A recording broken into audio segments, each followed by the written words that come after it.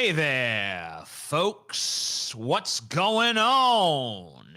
It's your favorite bullshit Flash motherfucking fried. Who doesn't love Brought it? to you by Prime Video. By I can take Amazon. one. I know I've worked with Paul long enough to know that Paul is in fucking mental collapse right now. Oh yeah, Paul mental Paul total. is a complete fucking mental mess collapse. right now. I can just tell at a Yeah. glance. Uh-huh. Mm-hmm. How did you know? I can tell you, I'm pretty much in the Not if you same can boat. hear me.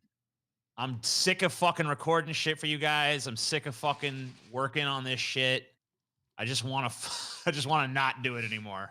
I don't mind the work. Fuck it. I don't mind the work. I mind the meetings. Like this last week has been like the know. week of endless meetings. Endless shit, endless bullfuck, endless crap. And you know what? We do it all for you, stupid fucks. I know. So, Endless meetings. you know, how about a little fucking gratitude, eh? You How know? about a little You know what? fucking gratitude over here for what we're doing for See, yous?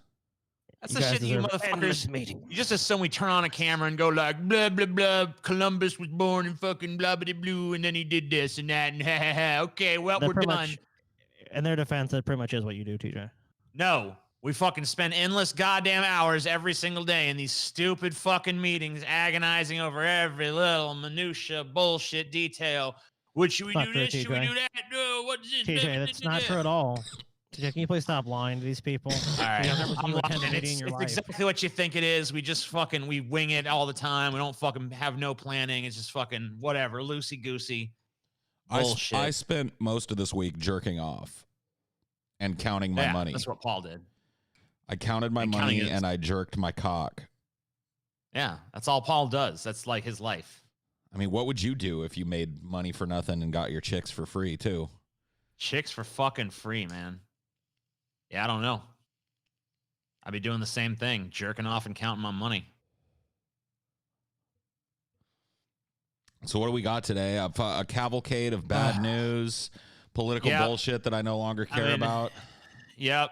Yeah, it's Yeah. all that. Mhm. It's all that and more. But first, let's start with the trailer for Thank you. Coming to America. Oh Jesus Coming God! To America. Do you want to double check your audio to make sure it I'm hasn't? not even gonna. I already know it's fucked, so I I'm can not tell even you gonna. right now. Yeah, just assume your audio is fucked, TJ. Just assume. You might want Yeah, to I'm start just doing gonna. that. Like, Look at it. Can you see it? You can't even see what No, it's we fucking. can't It was see down at 7.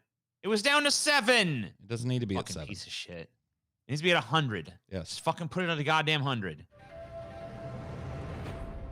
Actually, 100 might be a little excessive. It sounds fine on this side. Crank it all the way. All right. Now, you will be king. All right. James Earl Jones doesn't have it no more. That's I'm James retired. Earl Jones. Yep. Now you Yes. will be king. What happened to James Earl Jones? He got old. He got old. He don't sound right no more. Now you will be king. Yes, I'm James Earl Jones. I am your father, Luke. Yes, come to the dark side. Yes, I feel the hate flowing through you. What is this? Oh, I we didn't knew even it know. was Can I Lion hear that King. again? That did not. That's not James Earl Jones. Well, Paul, I know you didn't watch Lion King because you could already tell him as Mufasa he did not have it anymore. Oh, really? I haven't seen. Sir. You're talking about the remake. Everything the light Yeah, yes, touches yes. is a kingdom, Mufasa. You must heed my words before I'm gone, my son. Now, you will be king. But the throne must pass to a male heir. Hakim, it appears you have a son. He must be found. Prepare the royal jet. Just let them. What is this just for? retire, man. What is this for? What is this? What's this a trailer for? Coming to America too. Oh, no. It's coming, then to America. Yeah. It's back, Paul. Oh boy, I don't like it so far. Why does it feel like a Disney movie so far? I don't know. I don't know. Give it a chance, Paul.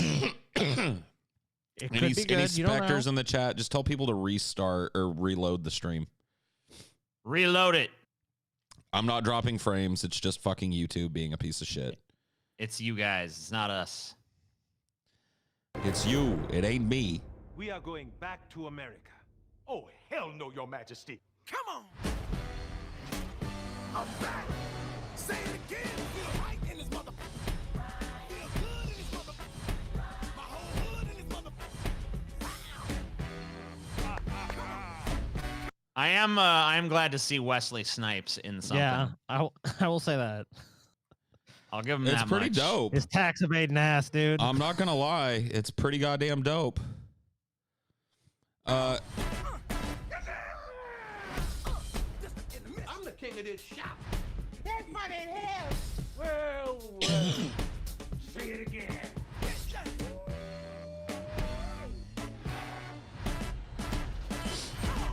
It is so good to see you. Well, I be damn. Look who done come up in here. Hey, it's Kunta Kinte and Ebola. Famine and Blood Diamond. Nelson Mandela and Winnie. Those hungry babies with the flies on the face. Hey, oh, that's too much. Now, you stepped over the line. Now, we won't be talking that kind of shit about the hungry babies. You're going to have to get out of my chair. Politically incorrect. So what you doing back here, Hotel Rwanda?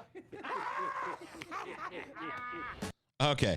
All right. I gotta say, this is where Eddie Murphy does his best stuff, is when they let him go nuts with all the little side characters and shit. And some of that was pretty funny. Even if I didn't laugh at it, I will tell you, I felt one welling up. I feel like if I was in this movie's spell, I might have laughed at a few of them jokes. If I had been, you know, because like in a trailer, it's hard to be under a movie's spell. You know what I mean? I want to say that I watched this earlier, and I am absolutely devastated by how not horrible it looks. I know. I don't know. Maybe it will be horrible, but like the trailer really doesn't look fucking bad. And I've been dreading this movie for like I don't know, like ever since I heard it was greenlit like 2 or 3 years ago. I mean, the fact that I was like, it's gonna be shit. It's gonna be dog shit. The fact maybe that it still will, Eddie Murphy seems to have rediscovered his joy for life, and Arsenio Hall is still around and looking great, and looks exactly the goddamn. Oh my god! I know you're not a fan of Dolomite Is My Name, which is, you know, a Netflix movie, Paul. But Yeah, I mean, yeah. me and TJ liked it, and I always think that it showed that Eddie Murphy still got it. So I mean, I'd give this movie. I wasn't a huge fan of Dolomite. I stopped watching Dolomite Is My Name, like, but that was me and TJ disagreed on that, but. This looked pretty good. I didn't think it was nothing incredible or nothing, but I thought it was. No, I don't think it's incredible, but definitely Eddie better Murphy's than like the talent to pull off a movie and carry a movie. That's what I'm saying. I mean, so like this when looks like there's potential. from a dude that's been doing like Norbit and fucking Pluto Nash and fucking Haunted Mansion and like I a mean, slew of Eddie absolute Murphy dog crashed shit. and burned in the early 2000s. Flubber, dude. Oh, that was. He didn't do Flubber. That was Robin Williams. Was it? Yeah. Oh no, I'm Yeah, I thinking don't of the think Nutty that- yeah. Professor because he had that thing. Yeah, Nutty Professor. Yeah. But Nutty Professor, the first Nutty The Professor. first was Nutty all right. Professor was good. The second one was Oh dog my shit. god, the Dr. Doolittle movies. Oh, Dr. Ooh. Doolittle. Yeah. Oh, He was in his- especially fuck- He special was form just of in a dog fucking turd. slew of shit. Just a bunch of total dogs. Anyway, there's a little bit left of this trailer. I'm back. Say it again. Is there any actual more footage? They probably got some kind of little piece of footage at the end here. No, I guess not. I guess that's it. But yeah, I gotta say, I mean, I don't think it's gonna be some kind of masterpiece, but it does not look like a total piece of shit. Yeah, So I agree. I don't know. Agreement made. I was pleasantly surprised, I guess. I don't know. I'm full blown surprised, to be honest with you. But like, I don't know. Like I said, I feel like I would have been way more into this if I was under the movie's spell. But I some was of just the- happy to see those characters, like those barbershop characters and shit again. Like, I was like, oh, I didn't know you were gonna like reprise all these little side characters in the fucking movie. Well, I It's mean, kinda it makes cool. sense. It was what that was what made the first movie so great. It wasn't really his portrayal of Prince Hakeem, but all the little weird Americans that Prince Hakeem interacts with. So should be pretty fun. I love Arsenio. I don't know why Arsenio Hall doesn't work more. Maybe he doesn't have to. I don't know. Maybe he's just Yeah, rich maybe. as fuck. Could just be He super did rich. have his own network TV show for like 10 years, all throughout like the late 80s and early 90s. So I guess dude's probably pretty rich, but I like Arsenio. I'm a fan of Arsenio. Let's put it that way. Let's put it that way and leave it there, TJ. All right. Update. Trump pardons 4 ex-Blackwater guards convicted in 2007 Baghdad massacre. As well, he should have. This has nothing to do with the story, but there was like a smudge thing on my computer and it was right on one of the guy's lips. I was like, is that actually his lip or like I had to rub it off? Shit stain on his lips. Yeah, I was kind of wondering that. Just a shit stain on my monitor. Okay. Yeah, exactly. No, Totally. like I think Trump made the right call here. Like, think about it. Okay. Now I know I'm going to get called fucking insensitive for this. But look, those Baghdad civilians that he killed, potential future terrorists. Yeah, you were explaining to me this whole Minority Report thing or whatever, Yep. you know? They are able now, like Trump dropped it to Bob Woodward in his book, that we have some new technology that would blow the minds of our enemies. Like China doesn't know we have it, Russia doesn't know we have it, but he didn't say what it was. Well, I'm telling you what it is. It's the ability to see into the limited future on a per-person basis.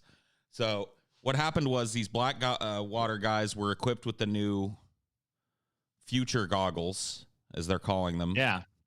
And they looked at these Baghdad civilians and saw the next 6 months of their lives where they went to a mosque and then were called into the back room and were radicalized and were armed and strapped a bomb on and blew up an American transport. So they were, it's like pre-crime, basically. So these guys really didn't do anything wrong. They probably saved 100 or more American lives. I'm just kidding. They're a bunch of murderous, fucking trigger-happy pieces of shit. They're mercenaries. They never should have been engaged in a fucking armed conflict in the first place. There are rules in the Geneva Convention about using mercenary soldiers like this, and oftentimes mercenary soldiers are used so that they can circumvent the Geneva Convention. Here's 4 of them that got caught doing so, and Trump decided that it's okay that they did so. Yeah. I mean, why are you tripping, Paul? I mean, Yeah, what's the problem? rules were made to be broken, were they not? Didn't you say that, Paul? Isn't it one of your famous quotes? If you look up like a book of quotes, The rules are second made to dude be looks like a broken. stunted John Cena, by the way. He really does. He looks like John Cena got cancer or something. And Yeah, or The like, dude, the or bald like a dude, botched John Cena he looks clone, you like- know, like the bald dude just looks like a fucking incel. the bald that- dude, you know what he looks like? He looks like he did In the this. military. mundane without his fucking beanie, dude. Dude, the bald guy looks like he went like this. And his head like inflated a little bit. You know what I mean? Like it's Yeah, like dude. "Whoop." He's got a little bit of a mega mind thing going on. Something tells me there's mostly water and air up there though. It's not filled with brain. I guess we shouldn't talk any shit. I mean, these guys have been pardoned by Trump, and if they come and kill us all, you know, they'll probably just get pardoned again. I guess guess that's pardoned true. again. You gotta get But that. Trump so- wins re-election, of course. I mean, You know what, obviously, he's got like, the 4 I don't know years.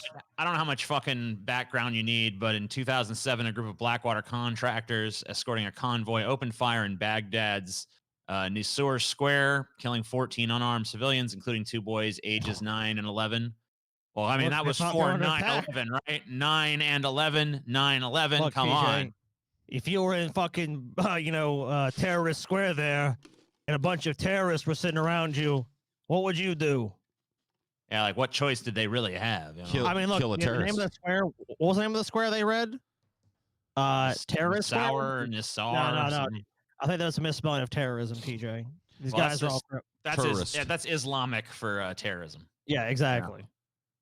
Tourist. I mean, unarmed civilians. Like when you see that, TJ, and you're a highly trained elite unit, the first thing you think of is just like, what's going to happen to me? I'm not going to go home with my family. I have to kill these children. What else can I do? Yeah, you know, it's These like brave men, these brave men here. Oh my God, how brave they are. you ain't got no choice, man. You ain't got no choice at that I point. mean, oh no, I'm the TJ. I'm not saying that they had no choice. Yeah, so it must have been. I mean, 5,000 page funding bill, including COVID relief, also has section detailing reincarnation of Dalai Lama. So Why? I actually started like Amelia, my wife, has been tearing through this shit. She's all interested in all the pork that they added onto this bill. Mm-hmm. And it has some absurd shit that has literally nothing to do with COVID, of course, like every other major bill. Like this is what happens in the House and the Senate. A major bill comes through and every little block of senators attaches their little pork barrel project to it. They're like, well, I'll sign off on this if we can get $800 million in funding to make sure that the Dalai Lama is reincarnated under the holy tree, you know, or whatever the fuck. This was just like they gave money to Nepal as a fuck you to China, basically. It's like a bunch of foreign aid got tacked on to this COVID relief package, and it's like, wait a minute. All right, Paul. Well, you know, I mean, I swear, man, you're gonna have to differ there, Paul. I mean, I hate pork just much next feller, but I mean, if it's a big fuck you to China, I gotta say I'm 100% behind it. Well, Yeah, China's then you get $600 instead of $1,200. Section 342 That's of what the it bill takes, outlines eh? I'll have to give your policy regarding the check away as succession well.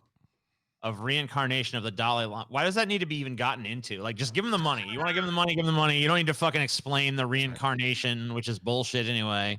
No, it isn't, TJ. It's real, and it's now part of American law. It's right in there. Oh. Oh, and by the way, this bill is just another giant giveaway to corporations. Yeah. I mean, And the, yeah, no I mean, shit. like the vast majority of it is like it's like $900 billion. I think like 200 billion is actually the stimulus checks, which were like, by the way, we're throwing it at the last minute. Like those initially were going to be like not even. Like, part I of the guess we bill. could do a stimulus check, Oh, I maybe. guess we'll give the plebs some money so they can go blow it and give it I back. guess to they you can have a anyway. little something. In the initial form of this bill, there was an expansion of existing unemployment and welfare benefits by X amount of dollars every month, and nobody was going to get a check. So it's just people that happen to be on unemployment right now, we're going to get a little extra. nobody else needs any money. And then Well, now with the current bill is only going to be 10 weeks. So it's like, basically, it's like, well, when Biden gets in there, they'll have to pass some new bullshit. and they won't. It'll be the same Bad. fucking shit and the same hemming and hawing, and we're going to continue to suffer while people in other fucking first world countries are doing just fine. Have you guys read the editorials on this, like in the mainstream press? Like, I read this one in USA Today where it's just like, look, the bill is flawed, but it's better than nothing. So we just gotta pass this one. This Look, is the you want these week. people to suffer? This is why I pulled the fucking eject lever out of the Democratic National Committee and its fucking little minions years ago, because this has been the same narrative that comes out of the fucking left. Let's lose this one. Let's lose this one. Let's look like a bunch of idiots. Do you think you're going to get anything but contempt when people who have been sitting for 6 months without anything get a $600 check in the mail? Like, Better than nothing. it's just a way for the Democrats. It's the way for the Democrats to have a let them eat cake moment when these out of touch old fucking corporate vampires are probably sitting up there going like, they're gonna love us for this $600. So Back in my day, you could put a down payment on 12 acres of land for $600. What was it that happened where the $600, then Trump was like, it needs to be $2,000, and then Nancy Pelosi's like, okay, it can be $2,000, and then somehow it's still stalled. No, Nancy Pelosi will be like, it can be $1,500, and then Trump goes, okay, it'll be back. She's publicly was like, yeah, 2,000, let's do it. Why didn't she do it before? I don't know. There's still some kind of like debate going. Like, it's just another fucking gridlock. Well, remember I don't even know what the House passed the CARES thing. They passed a similar act that was like 3.4 trillion. That had way more shit in it.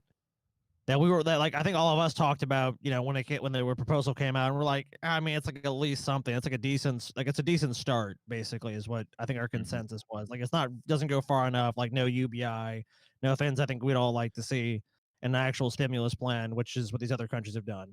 I mean, like fuck God, even Canada has done it. You know, it pains me to say it. Even those fucking disgusting subhuman mongrels that live north of the border here that just plot the destruction of our values every day from their fucking igloos. Those people, even they're getting their fucking fish and shit. Guys, I'm having trouble reconciling something in my head. Maybe you can help me with it.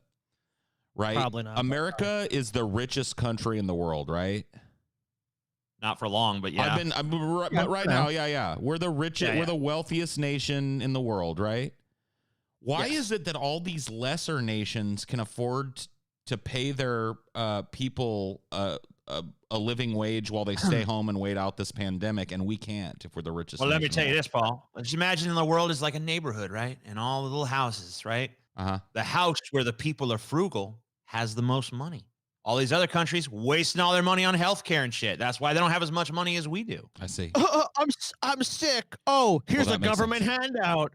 Oh, do you also want free money? Want us to free money? That sounds great. You know what I think? Instead of being a hard-working, productive member of society, I'm gonna be a fucking leech.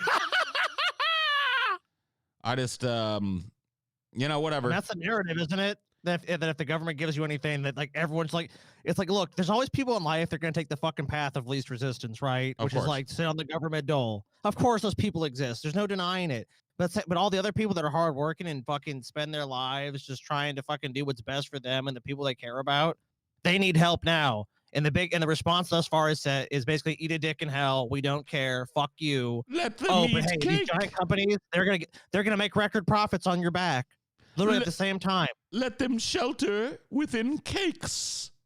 That's basically what it is. Yeah. That's all it is. Let them bake themselves into a pie if they're cold. Michigan judges are locking up children for non-criminal offenses like repeatedly disobeying their parents and skipping school. Oh, Look. Well, this sounds like a good way to start kids early on their path to criminalhood. I know a lot of people go into prison and come out like real reformed individuals. You know what I mean? They don't come out with a whole bunch of fucking like gang contacts and with a master's degree in how to do whatever they went to fucking prison for.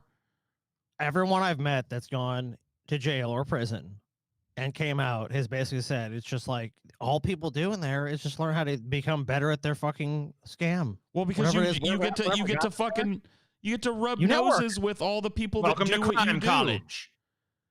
Yeah, crime college. So yeah, let's get the kids in early. Let's start an early program there in Michigan of getting these kids caught up in the system so they can learn how to be better criminals. You know what this is? This is this fucking scared straight shit where it's like, look how shitty it is in prison. It's like, so basically it's like, we don't give anyone the carrot. It's just like, here's the stick. Where's the carrot? Fuck you. Here's the stick. That's all it is. With these kids. That shit has never worked, dude. Juvie was a thing when I was a kid, and it still is. Juvenile hall or whatever, and that was meant to like hard ass you into not being a bad kid. And I'm telling you, dude, there's a certain percentage of kids, they don't give a fuck. They'll go to jail. They don't give a fuck. They'll walk right up and punch you in the face. You do the wrong thing, they'll shoot you. They're just a certain percentage of people that are built that way. So sending them to fucking jail is not going to help the situation. In Michigan, judges have sent children to locked detention centers for refusing to take medication or failing to attend online class, for testing positive for using marijuana, for repeatedly disobeying their parents. Even as other states move toward reforms focusing on keeping nonviolent juvenile offenders in the community, Michigan continues to lock up children for minor transgressions that aren't actually crimes, technical violations of probation, or status offenses like truancy or staying out after curfew. Oh, no. A dramatic example of this occurred last summer when the case of Grace provoked national outrage. A 15-year-old from suburban Detroit, Grace was sent to detention for violating her probation on earlier charges of theft and assault by failing to do her online schoolwork. Her situation was unusual. She was incarcerated for breaking a single rule of her probation during a pandemic, even as her school district said it wouldn't penalize students, and the governor had ordered that residential placement be restricted to children who posed a safety risk. Less than 3 weeks after ProPublica published the first story about her case, the Michigan Court of Appeals ordered her immediate release. But while Grace's case may have been extreme, it reflects a practice that is common and emblematic in Michigan's archaic and fragmented juvenile justice system.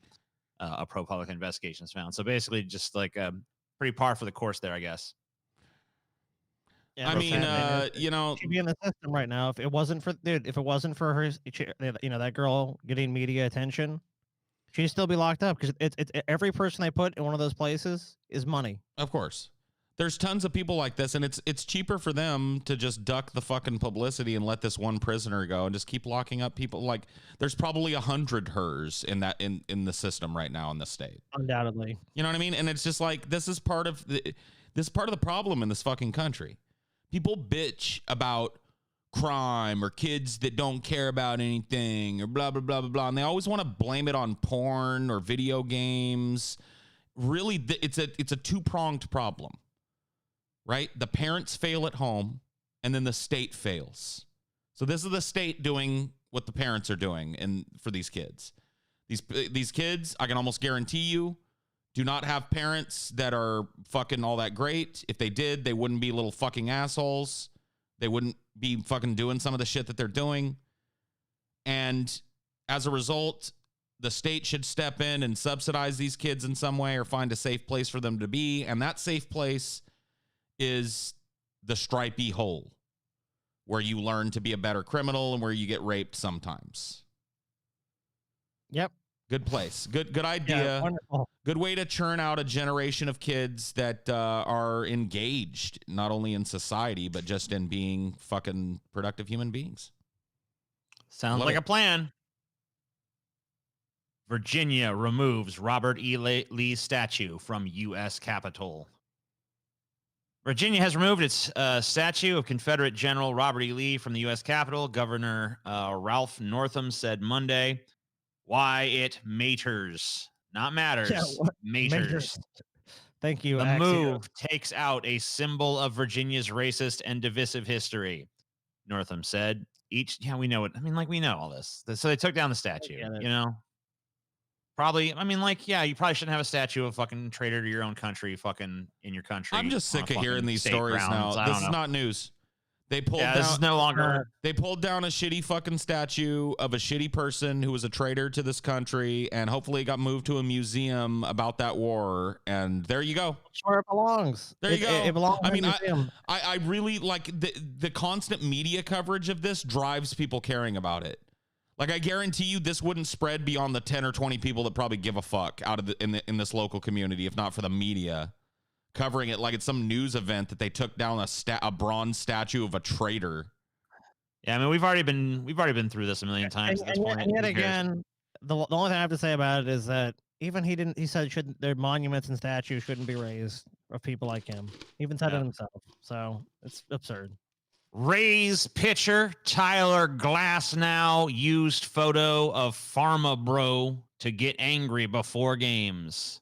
Oh yeah, that fucking Shkreli or Shrelecki or whatever the fuck his name. Remember that piece of shit? Yeah, he's a dude that like bought some drug and like for AIDS or something, and then jacked up the price of it. Under Shkreli, the drug went from $13.50 to $750 per pill overnight. Wow. It's a Daraprim, which is a life-saving drug used to treat parasitic infections in patients with compromised immune systems. So yeah, it's used a lot in people with HIV and AIDS. And what went from an affordable dose of a necessary drug to keep them from getting horrible parasites and shit became unfucking tenable overnight because of this one dude. Right. It's complete price gouging. It's absurd. The prices for drugs do not. They went to jail they're for not it based too. in reality. I mean, even they're not based in reality. They're you ripping think people how much off. of a greedy piece of shit you have to be to go to jail for being a greedy piece of shit in America? Well, do you know? Like, here's the thing: Martin Shkreli had fuck you money, but the thing he didn't have was a giant fucking company. See, because if he was a CEO of Pfizer and Pfizer pulled a move like this, nobody'd go to fucking jail.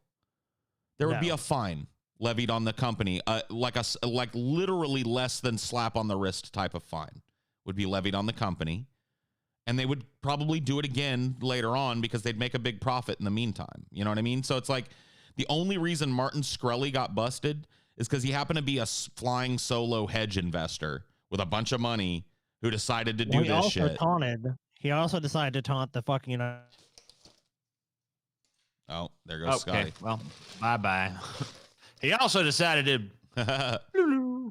Oh, there is he back? Dude, I don't know. Fuck, dude. Discord just restarted. Oh, hello. I see. Well, that happens. I've had that happen to me before. It forces a restart sometimes if you're in a call with somebody that has a different version with you. Like I said, I think it does it on purpose sometimes. I restarted mine today and had 2 updates, and I was just like, oh, of course. Discord has an update every fucking day. It's just ridiculous. Usually. Discord. But it's also a program that they try and sell you to keep running in the system tray all the time. So it's just like, pick one. Either your program runs and updates in the background, or it it's something I have to start. So it updates. I like how this guy just imagining fucking throwing this fastball right in his fucking goddamn worthless face, dude. I don't really follow baseball anymore. Did the Rays win some shit or something? Did they win like the not that I know. A touchdown? So I guess it didn't help him all that much to look at Martin Shkreli. So there must have been a slow day over at News Channel 8. Yeah, super More than slow. likely. I don't know. I'm not saying they're bad. I don't know what the record was or is last season. Yeah, because here's the thing. Who gives a shit about baseball in 2020? Not many people. Amazon workers in bid to unionize at Alabama warehouse. I think we might have covered a nascent form of the story at some point. We did. Workers at an Amazon warehouse in Alabama are seeking to form a union, setting up a potential battle in the deep TJ, South. What's This up? one is from December 3rd, so I think we already covered this story. Oh, okay. Yeah. Is this the one we already did? Okay. Yeah, this is old. We covered this. There's actually been developments in this since then, so this is an outdated story. Fuck you then, story. Man mauled to death in South Africa by pet hippo he once described as his son. Well, this is why you don't keep the most dangerous animal on the planet as a pet. I don't know. The hippo kills more people in Africa than any other fucking African. It's Am I literally with animal, deja right? vu, TJ? Did you pull this shit as well? What? Where did you pull this from? I thought we covered this story. No, I don't remember covering this story I don't remember before. I covering the thought we story. did, dude. All right, maybe I'm just it's deja vu. Maybe dude. you from smoked December yourself 17th into the too, future, so. Scotty. Yeah, there's no way we Maybe I could have covered this did. before. Maybe you're 2 weeks Oh, from shit. now, and you're like fucking. You don't even realize that you're living out Maybe of Scotty time. has the fucking black water goggles that help you see the future a little bit or Yeah, something. I dude. don't know. Shit. Revealed, Could be it. exposed. He's got the tech. Well, anyway, this fucking pet hippo, this dude said it was like his son, man. The South African farmer, Maris Els. His body was found in a river with marks of being bitten by a huge animal several times, who he had earlier described as his like beloved son. Mr. Els, a resident of Free State Province in South Africa, was shot riding the hippo in a footage which had went viral on the internet. The 6-year-old pet hippo named Humphrey bit Els repeatedly and dragged him into the Vale River close to his home. His hippo's name is Humphrey the hippo. Humphrey the hippo, dude. Humphrey the hippo fucking killed a dude. Yeah, dude. Don't fuck with Humphrey, man. You gonna make fun of Humphrey's name, Paul? See what happens to people that No, fuck I'm with not Humphrey, making don't fun. you? I'm just saying, like, Humphrey sounds Don't like make fun of him. if I knew a dude named Humphrey, I would think that he would be like the nicest guy I know. Like, Humphrey surely was not a Humphrey. Els who had earlier stated that the pet hippo responded to his calls and they would often enjoy playing together. In an interview with Mirror, Els said he went swimming. He went swim with the pet. This article is horrible. And when he goes in the water, Humphrey allows him to get on his back and ride him like a horse. Well, not this time.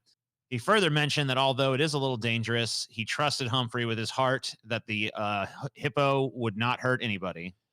Don't trust a fucking hippo, man. Don't What? trust a motherfucking hippo. I No, trust this hippo will never hurt me. don't Look, trust. it's still a wild guy. animal. You know? Don't trust a guy that says that this hippo is okay to go walk up to. Like, the hippo isn't at fault for this. A hippo is an animal that isn't meant to be a pet. Okay? No. So it's the dude that was like, oh, no. You have a natural fear of hippos because you're a smart person, but this particular hippo is fine. No. It's that guy's the asshole in this. And the idiot that kept a hippo as a pet. Literally, I would rather have a fucking, like, tree viper living in my house with no enclosure than own a hippo as a pet. I'd be less likely to die by tree viper bite than I would by being fucking mauled to death by a hippo. A hippo is dude, they're fucking like a leftover from a time where there was more reptile in the mammal. You know what I mean? They got a little bit of reptile in them. They're like a crocodile You elephant. don't fuck with the hippo. Uh-uh. They're the most deadly animal in Africa. I mean, excluding mosquitoes. Like, if you take them out, like large animals, like, they're fucking deadly, dude. You can't fuck with those things. Like, this guy was literally every time going around this animal just gambling. Like, and obviously they're vegetarian, so it's like they're not out to eat him. But Yeah, but they're super violent. They kill a bunch of people. I mean, like, it's just like you can't have. I mean, there's Well, I was to say that you know what it is. It's predictable patterns. Like, he assumed because he had all these interactions with this hippo, it's going to be cool. But if that hippo gets pissed one time, It's over for him. It's like when your dog gets pissed at you and maybe like will nip at you or some shit. When a hippo nips at you, it takes you in half. You know what I mean? It's just like, hey, well, fuck you then. And And then you're We're in talking half, about a you know? 2,500-pound motherfucking beast. It can just go poof. It's like a fucking hole punch. It just poof. Well, it's got jaws that are like the jaws of life in reverse. You know how the jaws of life like spread things open? It's got the jaws of death. It's got that like the pressure of a hippo bite is immense. Those jaws, like their whole head is nothing but muscle to support that big giant gaping jaw. And they weigh 1 billion tons. They can just trample you. They can just step like a horse is dangerous for that too. Like you get trampled and run over by a fucking horse just as easy. A hippo will fucking kill you 7 different ways.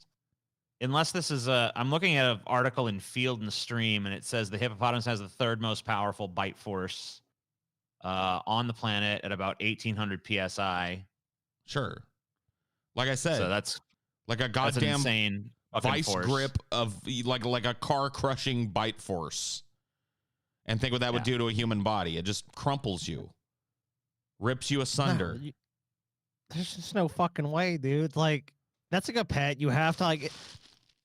I think it's partially like the adrenaline rush of knowing that. It's like people have like bears and shit. Like, I got a pet tiger. I got a pet grizzly bear. It's like, because all you know, if like that grizzly bear wakes up and it's like, man, I couldn't take a shit this morning. Grizzly and you bear walk by up and you're like, comparison hey, has what's up? 900. Grizzly bear by comparison has 975 psi bite. By the way, dude, Coolman put a video in the chat of a hippo eating a fucking watermelon. That's pretty. crazy. Yeah, I've seen that. It just goes. It's just like watermelon pops. just basically pops like a fucking balloon. It's like nothing to it. So imagine the amount of pressure you need to just easily crush a fucking watermelon in your hands, and you know. And then imagine that watermelon is like your head or your chest cavity or whatever the fuck. Yeah, it's over for you. Yeah, hippos can weigh 4,000 pounds. That's like 2 F-150s, like one towing the other in one animal, right? Aren't F-150s like? Well, what's a ton? Is a ton 1,000 pounds or 2,000 pounds? I'm too stupid to know the answer to that. I could look it up. What's a ton? Isn't a ton? A ton is 2,000 pounds. I'm pretty fucking sure. So yeah, it's like a 2-ton truck, but an animal. Yeah, it's 2,000 pounds. So it's like an Ford F-250. Yeah, and it's the weight of a Ford F-150. They weigh between 4,000 and 5,000 pounds. Motherfuck Dre, motherfuck Snoop, and motherfuck Death Row. Holy shit. An angry F-150. Yeah, that's what I want. I want a pet that's an F-150 with jaws like a fucking alligator on crack. Thank you. Yeah, where do I sign up for that? An animal that if I piss it off once, it'll literally tear me in half. That's what I want. Who doesn't?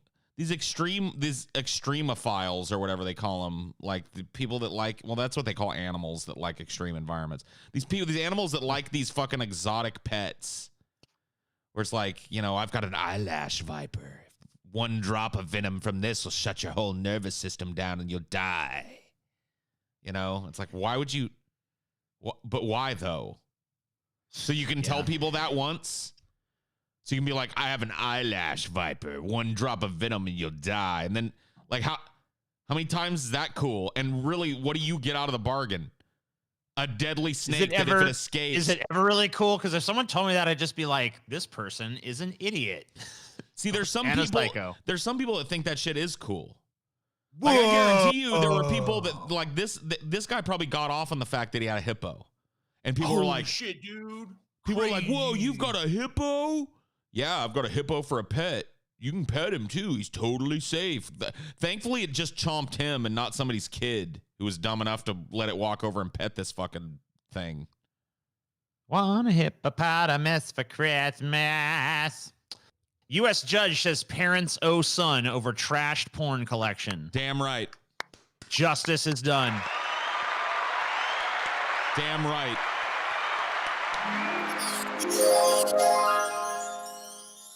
Damn Finally, right. Good fucking news.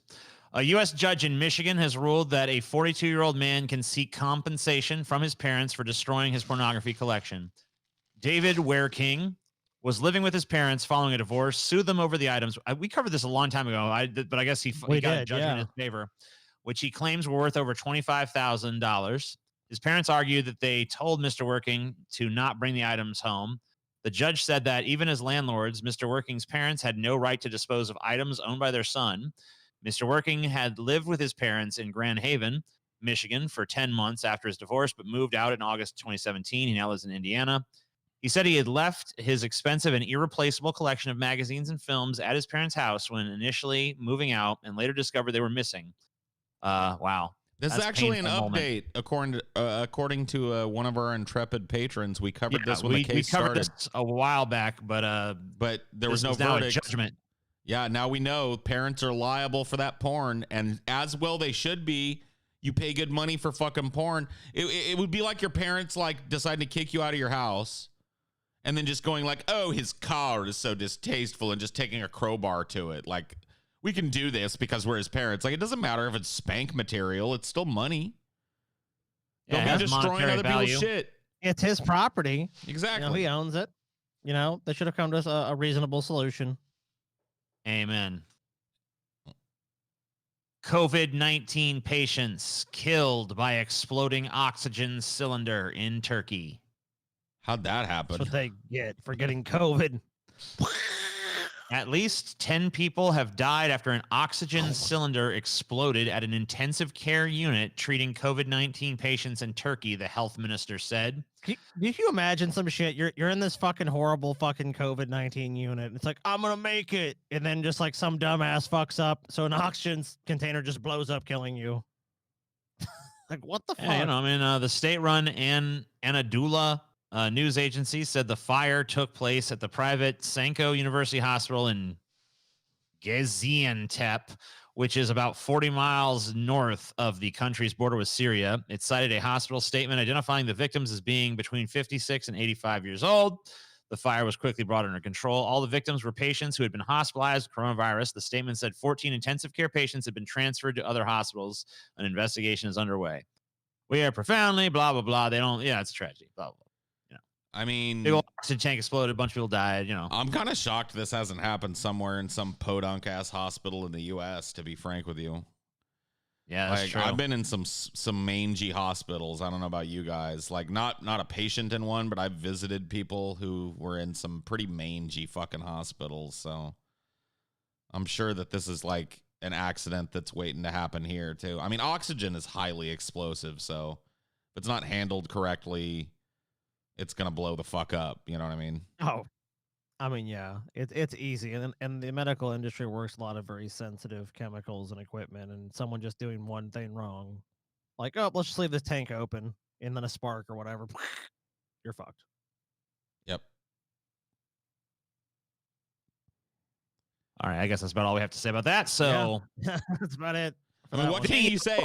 Like, a bunch of people got blowed up while they were like dying of COVID-19. Bunch of people are dead. I know, Yeah. It's like they're dead. "Oh, That's I sure hope that I do not die of COVID-19 here in Turkey. What's that smell? What's that hissing noise? Oh my God! You know what I mean? And it's just like, what? And if you would have stayed home, he probably would have lived and got over the COVID, to be honest with you. That's fucked up. Like, you roll the dice when you go to the hospital for COVID? That's fucked up. That's supposed to be hedging your bets in the opposite direction. You might blow up. Should have stayed home. That's fucked up. You never know, Paul. You never know the outcome. That's how life is.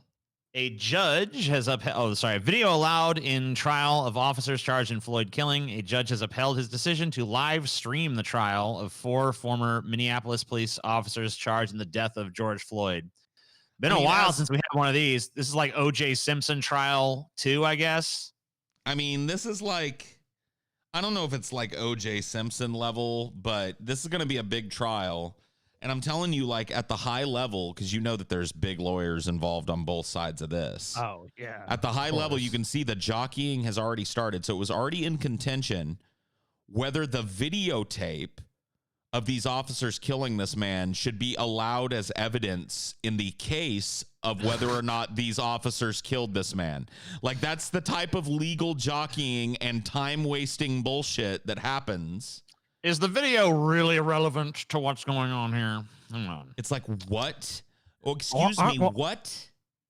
I'm not sure if that. I think they're talking about. I mean, I think they're talking about actually allowing the thing to be live streamed. Like they're arguing about like whether or not it should be shown. Like it says, Kahlo dismissed concerns by state prosecutors who argued last month that recording audio and visuals of the trial would violate court rules and scare away potential witnesses. Is that what it is? Hold on. Go back up and read the top. Oh, Judge- yeah. That's what this is about. I thought you were talking about some unrelated thing. No, this is about them live streaming the trial. Video allowed Yes, in okay, so I thought it was the video of them killing him. Oh, I No, see. no. Yeah, no. It's like the ability to broadcast it publicly. This is literally about. This is literally about. Guys, About them live streaming this You guys trial. got clickbaited, Guys, dude. You guys got I clickbaited. think I might be high. Maybe. I feel weird, Remain like I'm calm. high or something. Okay, Remain so calm, now I Paul. get You it. have- That kind of you have a snack? sucks. I hope that they allow that fucking shit. I hope that they allow, because I do. You're right. This will be OJ Part 2, dude. I'll be watching this shit. I want to see that. I love this court shit. I'm telling says you, he, like if they do live stream the whole trial, though, be prepared to be bored 99% of the time. It's 1% fun. I'm gonna I'm watch watching the highlights, supercuts at the dude. end of the day. Come on, dude. Highlights. The highlights. Today in the That's what I'm George gonna Floyd trial. Sensationalize this media, please. Make Objection. this interesting. You know.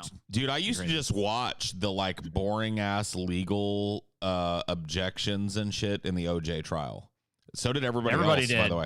It Yeah, was I mean, the everybody weirdest was shit. glued to the fucking most boring shit possible just because they were so interested in like what was gonna happen to OJ and shit. And hella people that knew nothing about law or whatever all of a sudden like had like some ideas about like I heard like rednecks in my fucking family arguing about like, no, that's not right. The rules don't allow for a second objection. Judge Ito's done ruled on that matter. You know what I mean? And they're like, I love it. no. Because if you remember 2 days ago, they were allowed to reintroduce the matter because Judge Ito saw a different angle on it. And that's what she's arguing for here. No. He done ruled on this matter. You remember the ruling, right? We watched it. I was like, what? Why are these two fucking like rednecks talking like lawyers? Kinda. You know what I mean? Like they kinda understood some of the lawyer Well, because shit. it's like when everyone's invested in something, that's what everyone's talking about. So like you gotta kind of like learn the lay of the land a little bit. So I guess so. America love for that, that dude. brief window of time knew a little bit more about the court procedure than they usually would. Yeah. No, dude, they didn't. They weren't experts, but I'm telling you, people that had no right to know shit about like legal proceedings and like jurisprudence and all that shit knew some shit back in the 90s Oh, for it's a little okay. while. 'Cause I guarantee you all of them forgot it immediately after. Well, the trial. yeah, but I mean, for a while they knew some shit. They had their moment. Look, I know some shit about trials. I watched the OJ. I mean, it is a good treat. I mean, honestly, that's how people learn how to do it. They go and watch it. So Yeah. it's a good way. I think you should. OJ Trial they should- 2, Secret of the Ooze. They should allow you to have like instead of going to law school, you should be able to do on the job training as a lawyer. Just throw it in there and fake it till you make it. You know what I mean? Isn't there a movie Yeah. about that chicks love? Legally Blonde, right? Mm-hmm. Where she pretends like she's got a law degree, but she doesn't, right? Isn't that the big oopsie? And then they find out at the end of the movie that she honestly, manages to I get don't her remember. law degree before the end of the movie, before they find out and bust her for it or whatever the fuck. I don't know. I had to watch it one time. I was married. I was married once upon a time. I see. Never again Makes though. sense. Never again though. Of course. Don't ever do that again. Let's see. Yeah, what else can we say about this? I mean, sweet.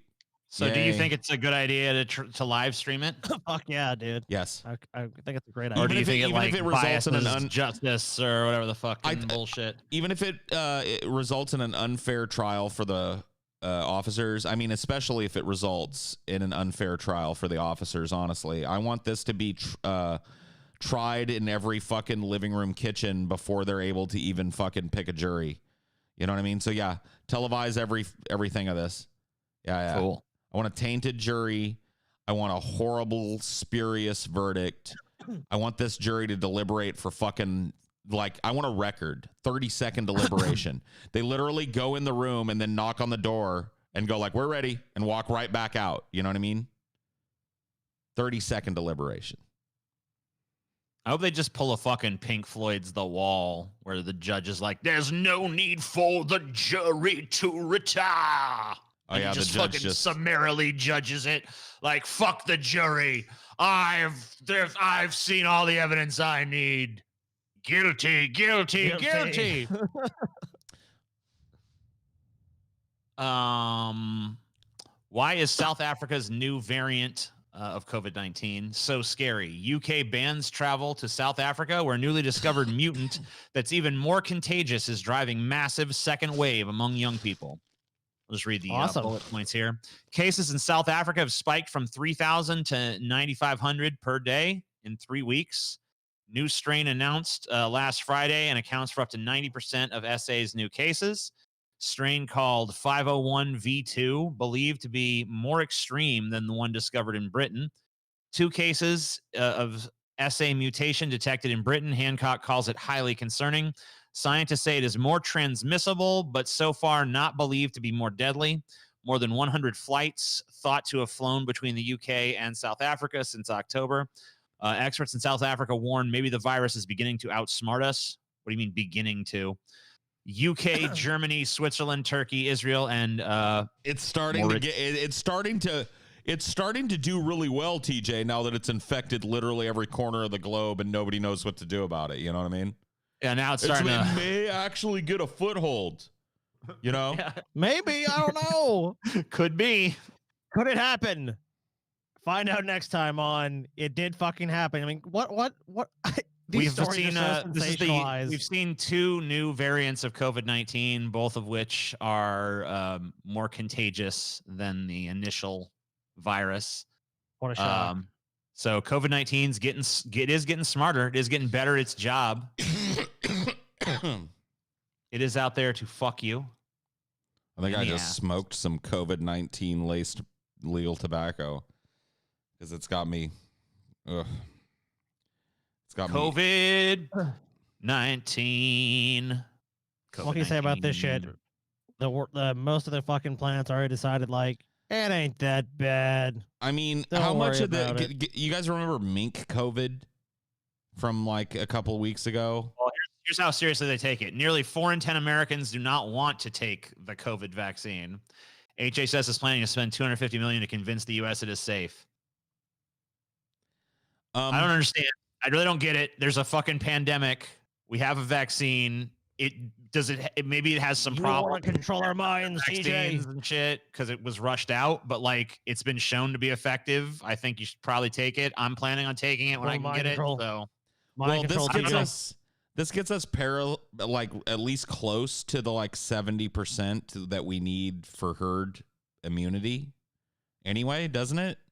Like, isn't yeah, well, it gets us to about 60%. So that's close. This isn't as bad as it may seem on the headline. Like, even Fauci has said that we need 70% of people in the U.S. to take this to get herd immunity from COVID. Cool. And so this is 60 saying outright that they'll take it. So that's I wonder good. if this is going to work. These people. I wonder if this is going to work against the mutated versions that are Guys. springing up in Africa and Europe, though. It does. Guys, look. So no, it does. Like I looked into this. Yeah. I read about this last night. This South African one that has now. It's actually in Europe. It's in Europe now. This new strain. It's in Britain. Yeah. It's in Britain, which means it's in Europe. Right. So yes, the current vaccine is effective against it, but we have to get it out now before it mutates in such a way that the vaccine is not, because it seems to be mutating in the way that it would predictably with a bunch of hosts, which is to be more transmissible so that it's more effective at doing what it does. And you really don't want it to take a little bump up on the more lethal too. You don't want it to be like, oh yeah, if this symptom is a little more severe, then more people get it. You don't want that to be. So we need to get this fucking vaccine to the world now. Like, hurrah for Pfizer, hurrah for fucking whatever, Moderna, hurrah for AstraZeneca. Okay, hurrah for all these companies. Start making it and start shipping it, because this thing is starting to do what viruses do when they have tons and tons of hosts. Mutate the fuck. Like, the less people can get it, the less it can have an opportunity to mutate. Guys, so there you go. Look, it's too late to nip it in the bud, but maybe we can at least, head it off at the pass or whatever the fuck you want to say.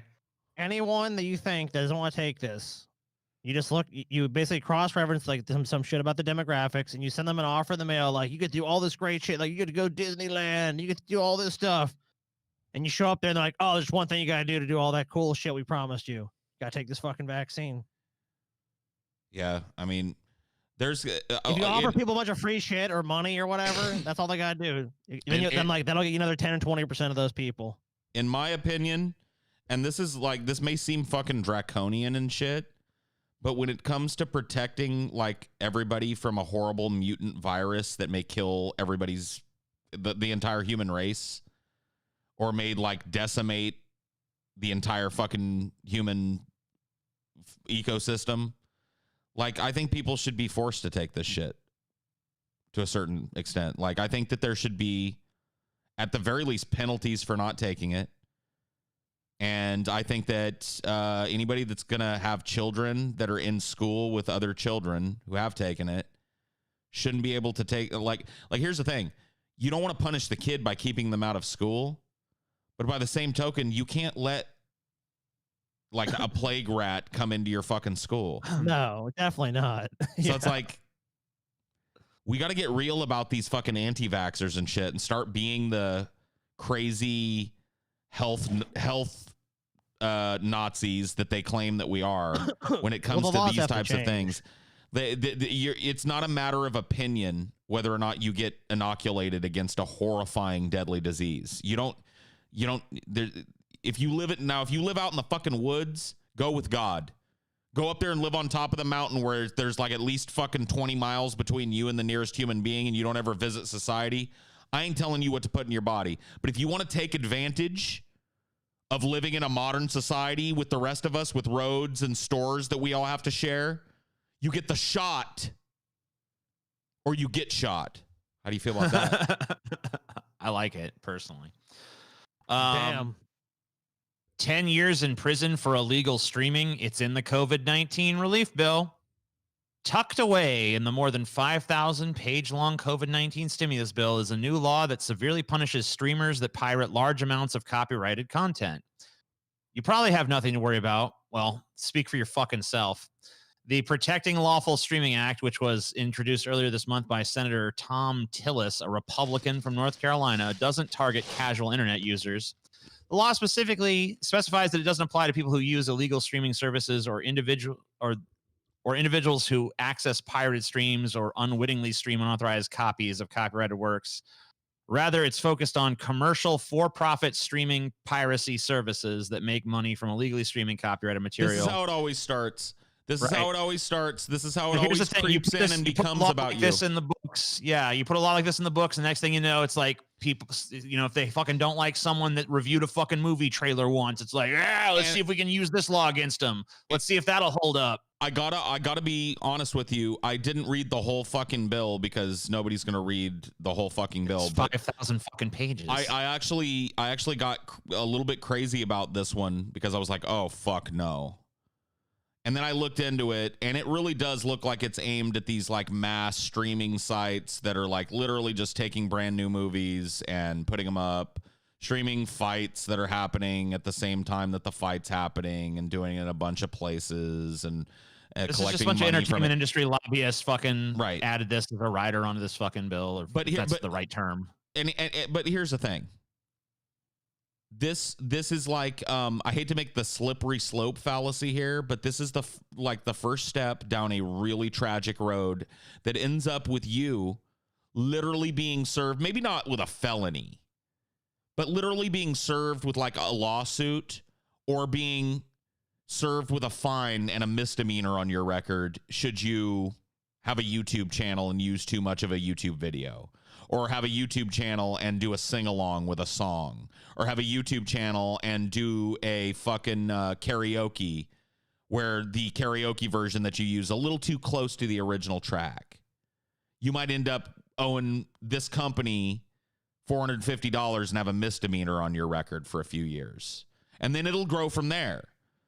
See, I was talking about this, and I don't know if you pulled anything about this, but I had kind of a meltdown about this on Ideology the other night. And I never do that. I never have meltdowns over That's on very Ideology. unusual. Yeah, I've never even heard of that I happening. don't do that over there. Paul, you Had a get meltdown. mad? No, come on. Because I read this article, and I can't even remember where I read the article. It was just one of them things that came, probably Twitter. It popped up on Twitter, and I ended up reading this article. And basically, the basis of the article was like, and then China takes our intellectual property, and then they use it, and then they sell it.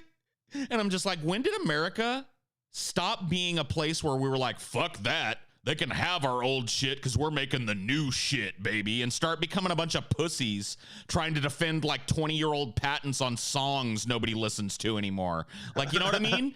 That's what I mean. Like, that whole article was supposed to be this anti-China article, and all it came off as is, wow, what a bunch of sniveling, uncreative, zero imagination pussies the entertainment industry has become.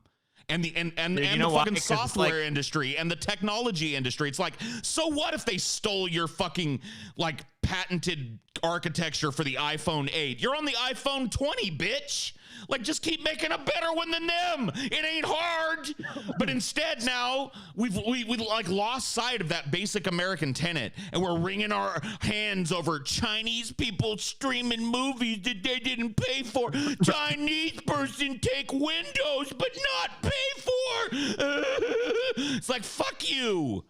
Like, where did do you feel any of that when you hear people bitching about like copyright being infringed and like, oh, they're taking this and they're stealing this and they're intellectual property and there's like such a creative bankruptcy because, like, you know, movies, there was a time, I think, like, especially in like the 70s, 80s and shit, where like movie studios would just throw a bunch of shit at the wall to see what would stick.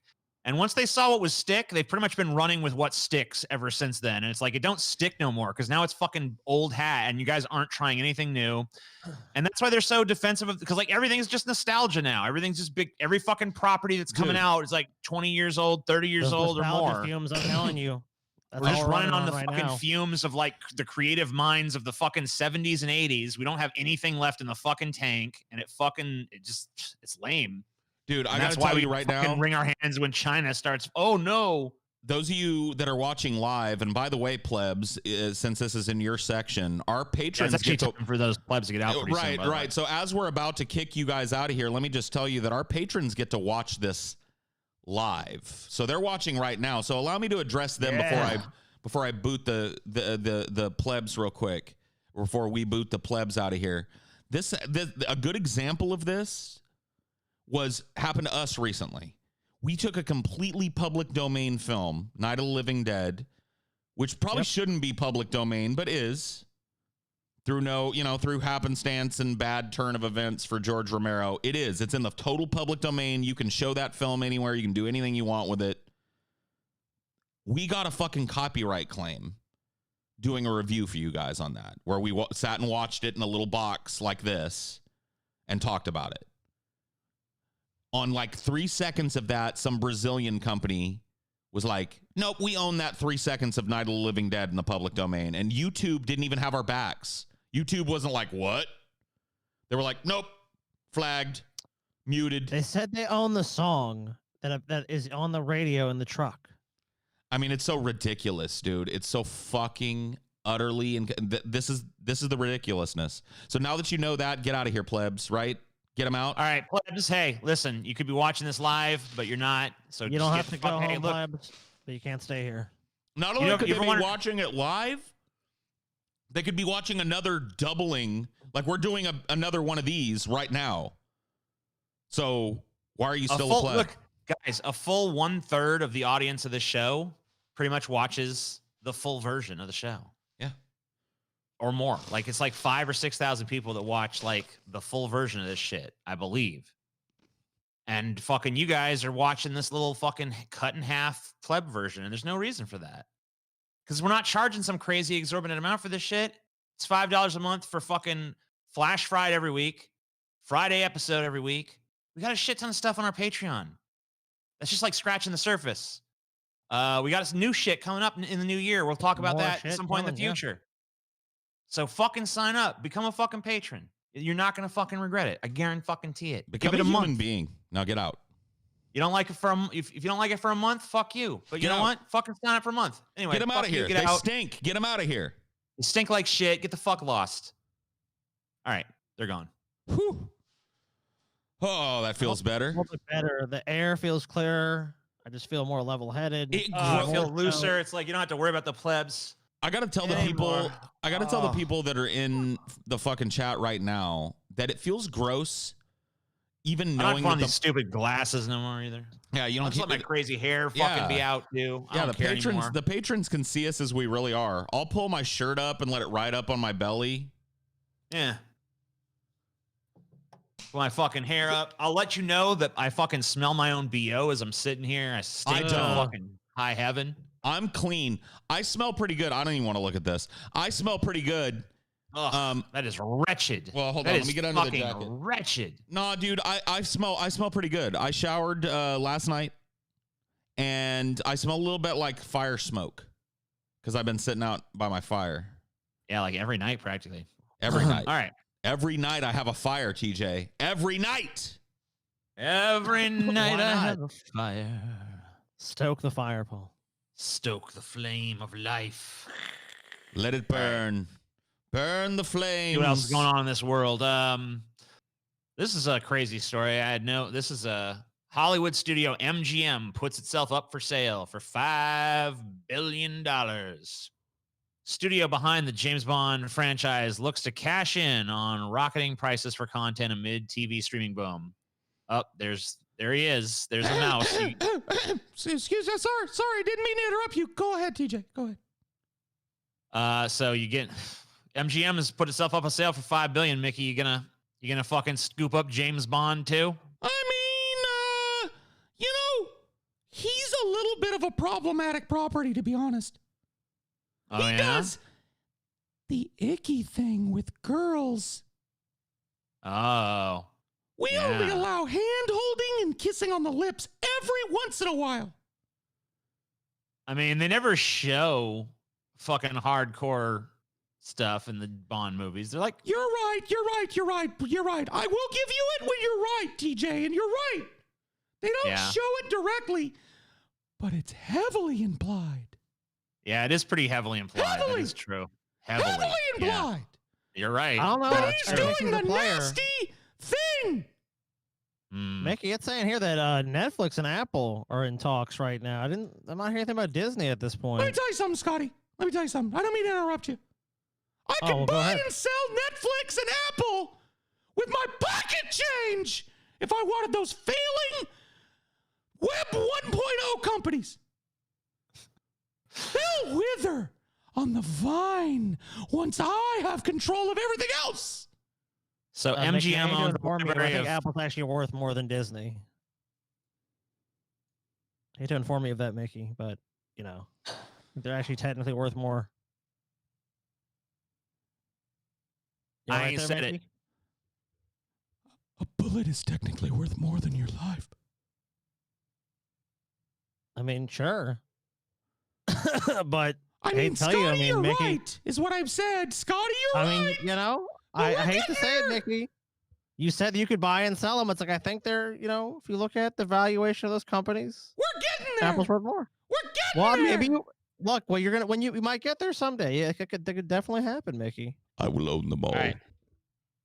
MGM owns a library of 4,000 films, 17,000 hours of TV programming. They got Gone with the Wind. They got The Hobbit. I don't know They about the got Hobbit. Handmaid's Tale. They got the Creed franchise, which means I guess they probably got the Rocky It says franchise. it made 1.5 billion in revenues last year. So if you can even keep that just sustained 3 or 4 And of years course, later, James man, you've already Bond is made your probably- money.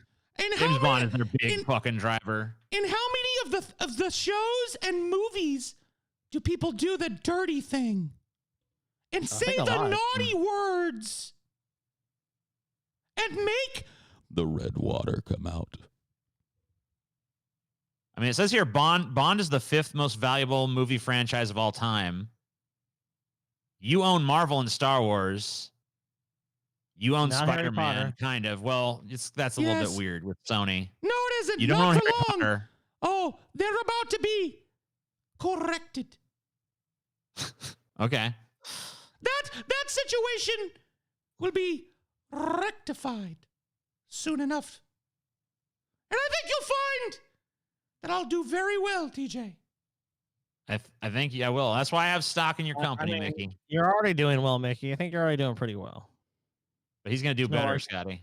He's going to do better. Well, maybe Mickey is about to add MGM into his back pocket. We don't know. He's gonna remake your world, Scotty. I assume you got my text then. Because before I I was don't wanna talk about it. I was a third-rate company, but then I sent a little texty-wexty, didn't I? And now, wow, he's already well off. He's about to buy MGM. Uh-huh. Mm-hmm. Mm-hmm. I have no further comments. Mm-hmm. Snatch it up, Disney. Snatch it up.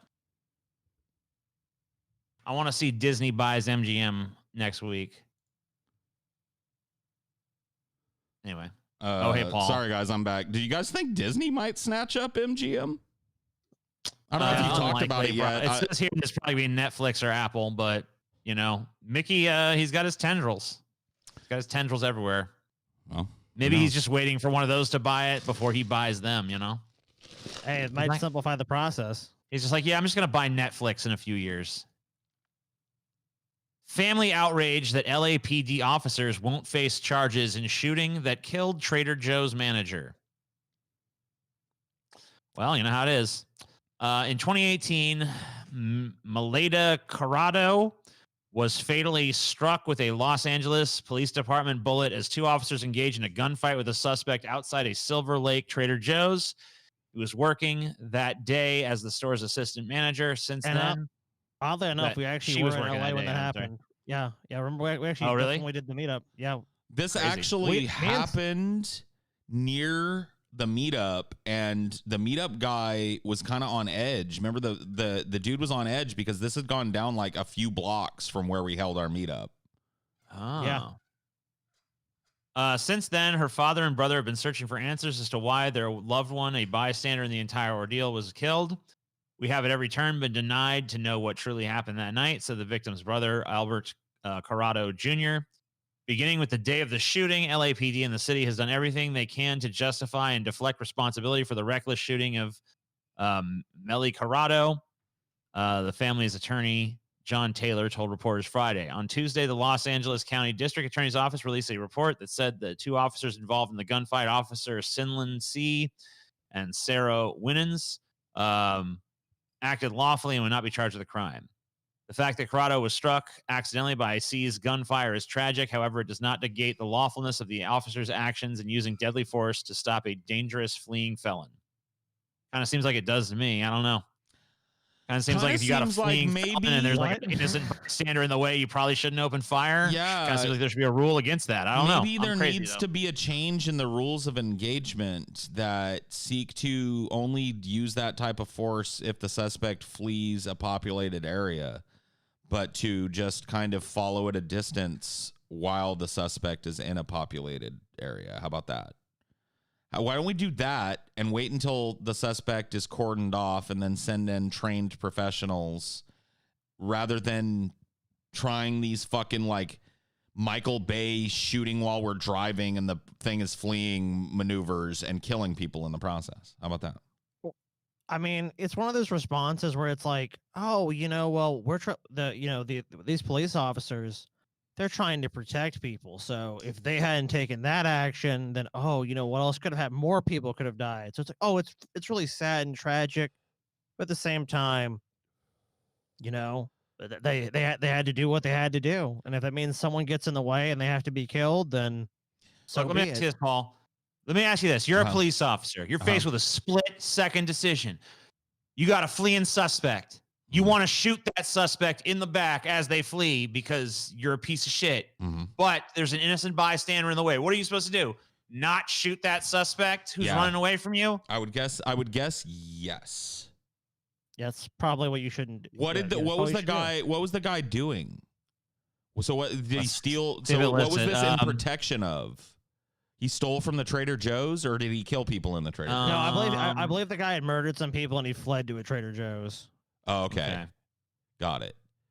Well, at least he was like a dangerous criminal. I guess that makes a little more sense. Like if he'd killed some people elsewhere and then went to the Trader Joe's, that's I mean, what, you know what I mean? Like you gotta. I don't remember the exact story, but I remember like initially when they heard that like people had died in the store, like they thought that the guy had killed them. Right. It only came out later that the police had actually killed them. Wonderful. Wonderful. Well, at least the boys in blue won't face any repercussions yet again. Of course. Hey, Thank God. Another 803,000 Americans filed for unemployment benefits last week. Our economy is booming, TJ. It's booming right now. Look at it. It's booming. It's going record highs. I mean, you can see right here, Dow is up, S&P 500 is up, NASDAQ is up. Everything's up. Economy's looking great. Economy's looking great. We're doing terrific. We're doing terrific. This is just, we're just shedding redundancies, Scotty. That's all that's happening here. Is we are shedding some redundancies, Scotty. Redundancies. You've been found to be a redundant, TJ. Claims for unemployment benefits fell across most categories in Wednesday's Labor Department report. Still, the job market recovery has stalled while more than 20 million Americans need aid to make ends meet. Another 803,000 Americans filed for the first time unemployment benefits last week on a seasonally adjusted basis. That was a drop off from the week before, but still nearly 4 times the claims during the same period in 2019. And yet another sign that the U.S. job recovery has run into serious trouble. When you have 803,000 new fucking unemployment cases, that's not a slow recovery. That's loss. This is fine. It's fine. Oh, I'm sorry. I didn't know. This is fine. What? Hey, TJ, you want to know why this is fine? Let me explain. I want to know why it's fine. I want you to imagine something, TJ. Go on a little journey. Close your eyes. Will you do that for me just for a second? And I invite you at home, and you, Scotty, as well, if you'd like to. Close your eyes and we'll go on a little journey with me, okay? I'll close mine too. Okay. Take a basketball, right? You take it to the top of the roof, right? So you go up on the roof of your house. You got this basketball, and you're standing over your driveway. And you throw that basketball. What happens to it at first? It falls, right? Bounce. It falls, it's right? Fall and then it crashes, right? And then it crashes, right? And then it crashes into the ground. Crashes in the ground. But then what happens? It bounces up. right back up. Yeah. Right back up. Right back up. So all this is the basketball has now been thrown off the cliff, and eventually it's going to hit the ground with such force that the American people, by sheer Harry Potter magic, are going to bounce back up to prosperity. See? It's beautiful. Nothing to worry about. Happens all the time. Well, that's a load off of my mind. What I want to know is why... I was going to say, unfortunately, it's not a load off of like millions of families' minds tonight, unfortunately. But yeah, it's a load off mine too. They're just waiting for the fucking bounce back. Remember, that's not for a month. That's for a week. So if it's happening every week, that'd be 3.2 million jobs. What I want to know is why Brad Dourif's brother, Steve Dourif, is the video breaking the news. Is that really Brad Dourif's brother, Steve Dourif? Yeah, dude, it is. Obviously. Don't say absolutely. It is not Brad Dourif's brother, you piece of shit. That's Brad Dourif's brother, Steve Dourif. Dude. It is not his brother. They might be distant cousins, TJ. Stop trolling.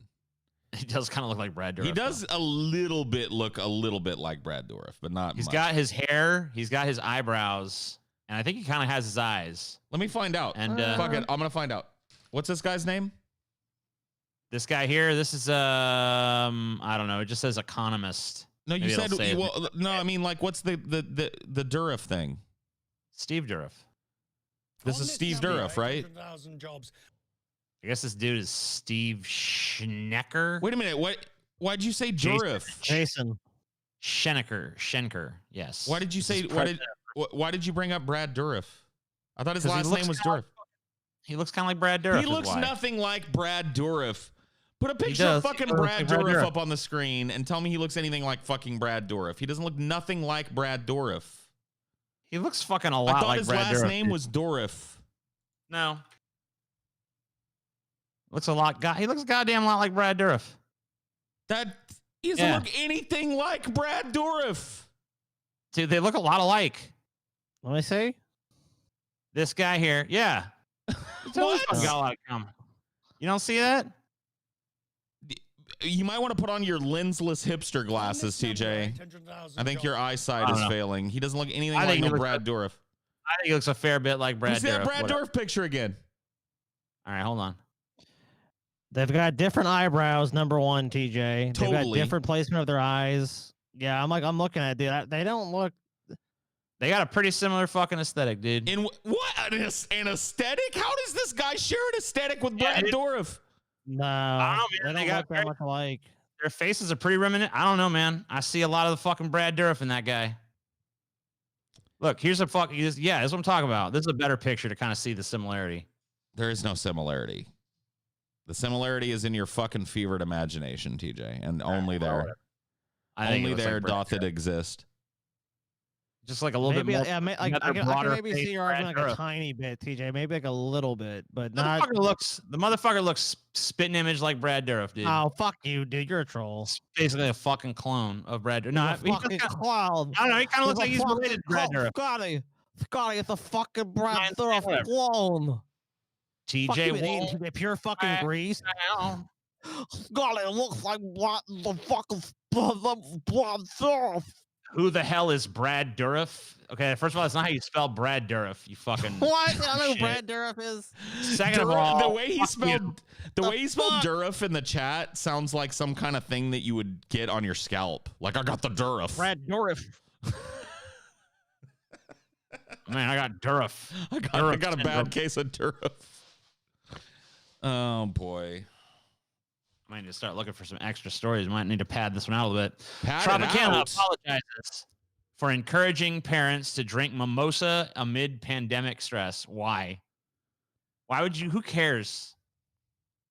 Why would you even bother apologizing for that? Like, who gives a shit? Why would yeah. I mean, dude, Tropicana has so much more to apologize for. Tropicana fucking we apologize for trying to sell orange juice.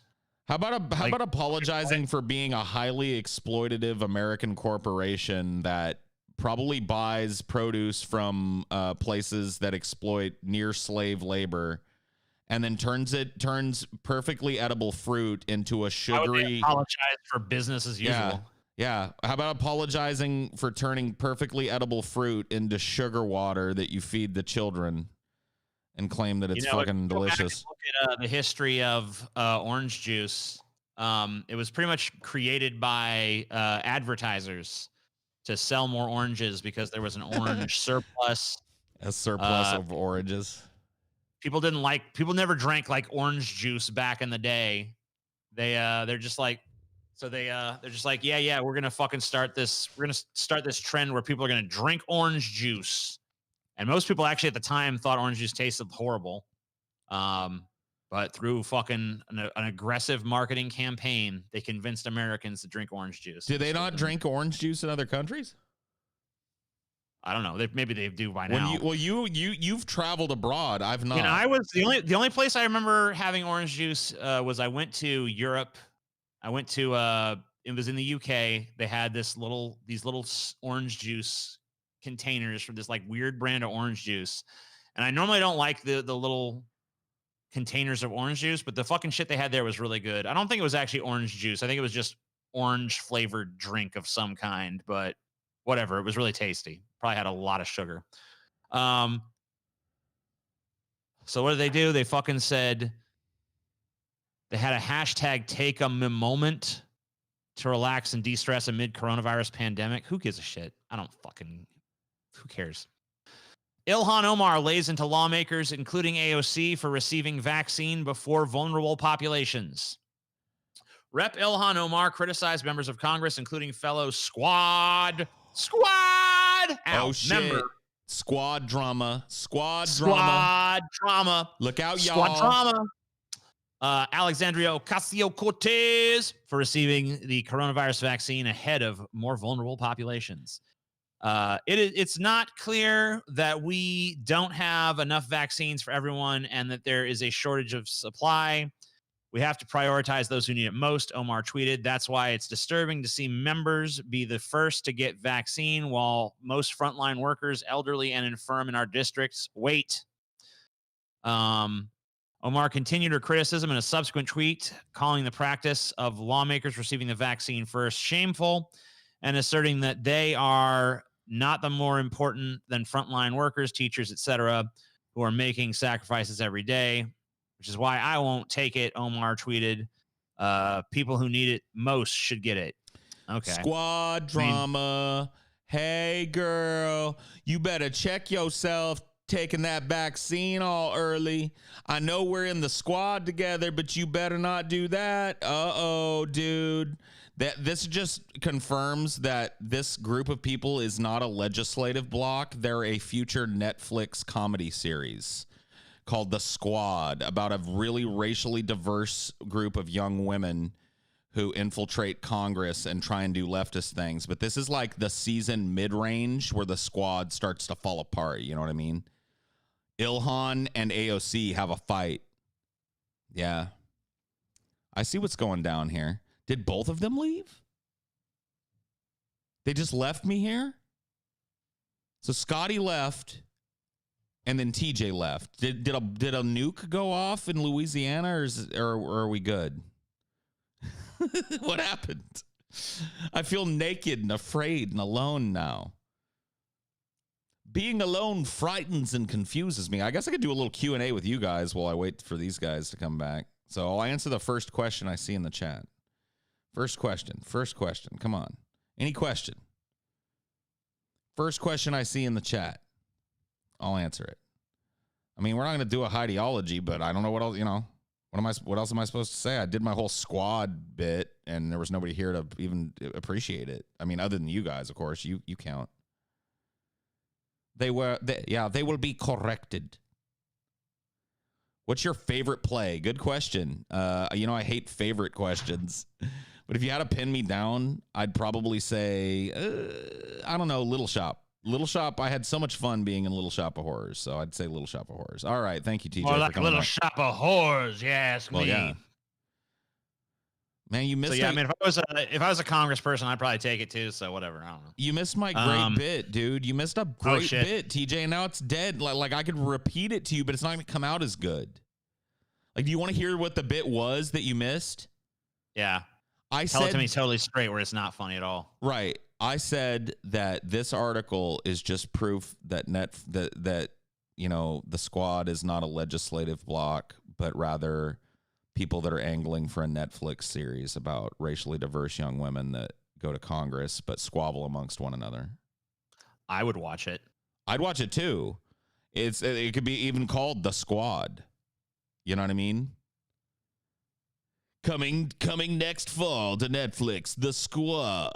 I don't know why I always do that when I think of new things coming out, because they don't do that anymore. Like, they never go like, coming next November, The Squad on Netflix.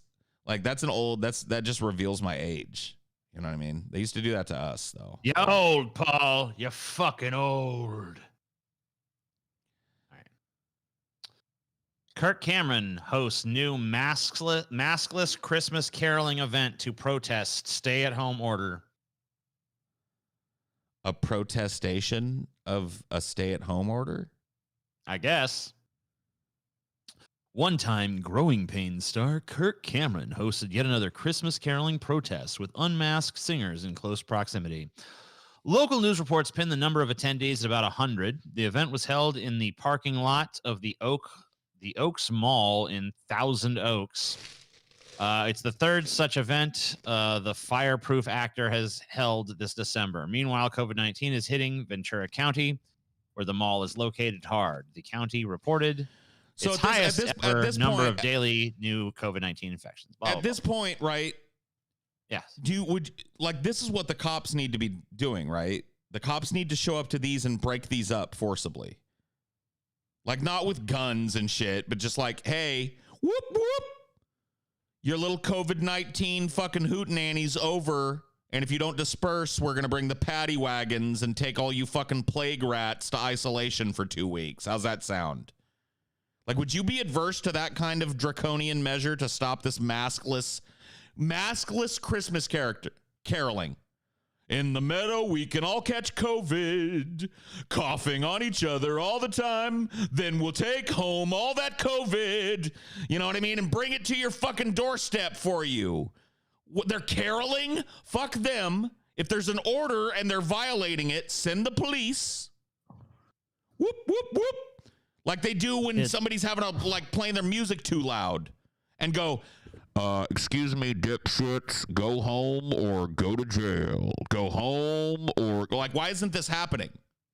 Why isn't this happening? I see you're on this story, TJ, now. And speaking of shit, dude, I would have come back sooner, but unfortunately, I took a massive shit and clogged the toilet. I didn't even notice you were gone, Scotty. I didn't even notice you were fucking gone. I didn't even notice I was gone. That's great, dude. Well, I take a fat shit. And so when that happened, dude, I mean, I was a fat one, dude. So toilet did not like it. Let me ask you this, Scotty. Let me ask you this, Scotty. No. Hey, shut up, Scotty. Let me ask you this, Scotty. What are you gonna ask me, TJ? The shit that you took, Scotty.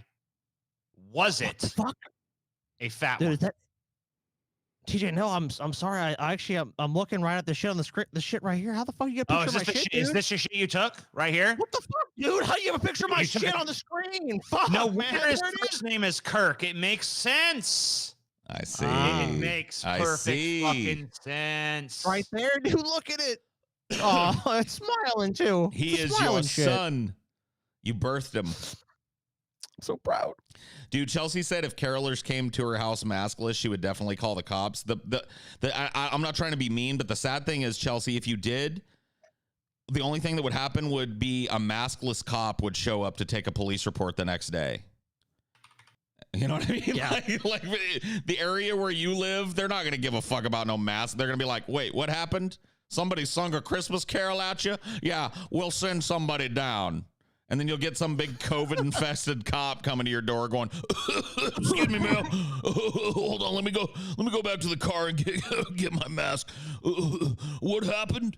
They sang a Christmas carol that offended you. Oh, their masks offended you. Yeah, we get a lot of... Oh, wait, they weren't wearing... Well, what's the problem? You know what I mean?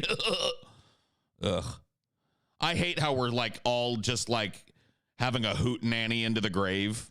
I hate how like we're all just nobody seems to give a fuck. Oh my God. It's no better where I'm at, by the way. I can't wipe my ass on Louisiana. I'm not going to sit here and claim that where I'm at is like, you know, gold star fucking adherences to all the state orders and shit. But I mean, it's there's a little bit of that all here. Over, dude. It's all over this goddamn country. Like there's places like there's certain places that really are strict with it. And it's almost like localized, like, oh, everyone here takes it super serious. And then you just run to people. It's like, nope, I don't believe in it. It's a lie. It's bullshit. I'm going to walk into the store without a mask, interact. Like, dude, I've seen like plenty of people doing that. The only thing that you can do is call their bluff and put an order out that says, no, you're not. Like put cops out in front of the bigger places, like these big Walmarts that you know are going to draw large crowds. And individually cite people and arrest people who refuse to fucking put a mask on or leave the store and go home. Like, you got to call their bluff, because what are they going to do at that point? Where are they going to shop? Guess what they're going to do? They're going to strap a mask on the next time their dumbass comes down to get fucking the lawnmower fuel or their fucking... If they took it serious, you're right. Yeah. Oh, yeah, you're right. 100%. Like, the one state that's taking it really serious has been Hawaii. Like, as far as, like, border controls and stuff. And obviously, because they're an island, they can do that. They've busted people, prosecuted people. Like, yeah, you're right. But most of these people in the country, dude, you know, they're a bunch of sheriffs. Like, I can enforce no mask. It's like, this is a time. These cops that are always telling us how fucking like necessary they are to our fucking existence. This is a time where we need them to be actually protecting us from dumb fucks that want to do us harm by walking around public fucking places that we all have to go to get food. Maskless, breathing a deadly fucking virus around. We need our cops. And what are they doing? They're out there fucking, there's probably like 30 of them in your town working on a weed sting. we're going to take down this guy that's been dealing dime bags down in the quarter. Never mind the fucking maskless plague rats walking into every building we can see in violation of a state fucking mask order. Nah. Let's go get that black guy who's got some weed. See, that's what I'm saying. That's what these fucking cops are doing right now. And all they would have to do is post one of these fat donut munchers up in front of a fucking every Walmart, Target, Home Depot, and necessary business that goes, hey, excuse me, you're not fucking coming in here without a mask. And then let's see how much Mr. Freedom Hillbilly Jim is willing to escalate the situation from there. The problem is the cops are on their side. The cops are hillbilly Jims who don't believe any of this means anything. They want you out in the street so they can arrest you for drugs. Those that work forces. Yeah, it all makes sense. Look, sir, I ain't gonna tell you, you gotta wear a mask. I mean, which by the way is bullshit. But I mean, I'm required by the state to wear the mask. But I wouldn't recommend you wear the mask. They're not gonna fucking up. I tell you what, dude, that's all it would fucking take. That's all it would take. Paul, you see this here? 99.9% of these fucking guys that have bought American Eagle shirts that say no mask, you know, you want to put a mask on my face, you've got to come through me or with the gun on it. Here's my mask, motherfucker. Don't like it, talk to my bullets, whatever the fuck. Every last one of those motherfuckers would walk up to a cop and that cop goes, you're not going in there. And on the other side of that is the case of beer that dumb fucking toothless redneck wants. Guess what he's gonna do? Wrap a bandana around his ugly fucking deformed inbred two-toothed face and go shop like a normal person during a pandemic. That's what he's gonna do. These people are pussies. They are t-shirt wearing pussies that are just calling our bluff. They're like, well, you're telling me that I need to do it, but I'm not going to do it till you threaten me with a gun. Well, put a fucking gun in their face then. Put these donut munchers to work. Click, click. Put on a mask or turn around and go shop at Podunk Joe's and pay double the price. You get no Chinese goods here. Go home without the 24-pack and explain to your sister wife she's not going to get drunk tonight. You know how she loves that booze in the third trimester.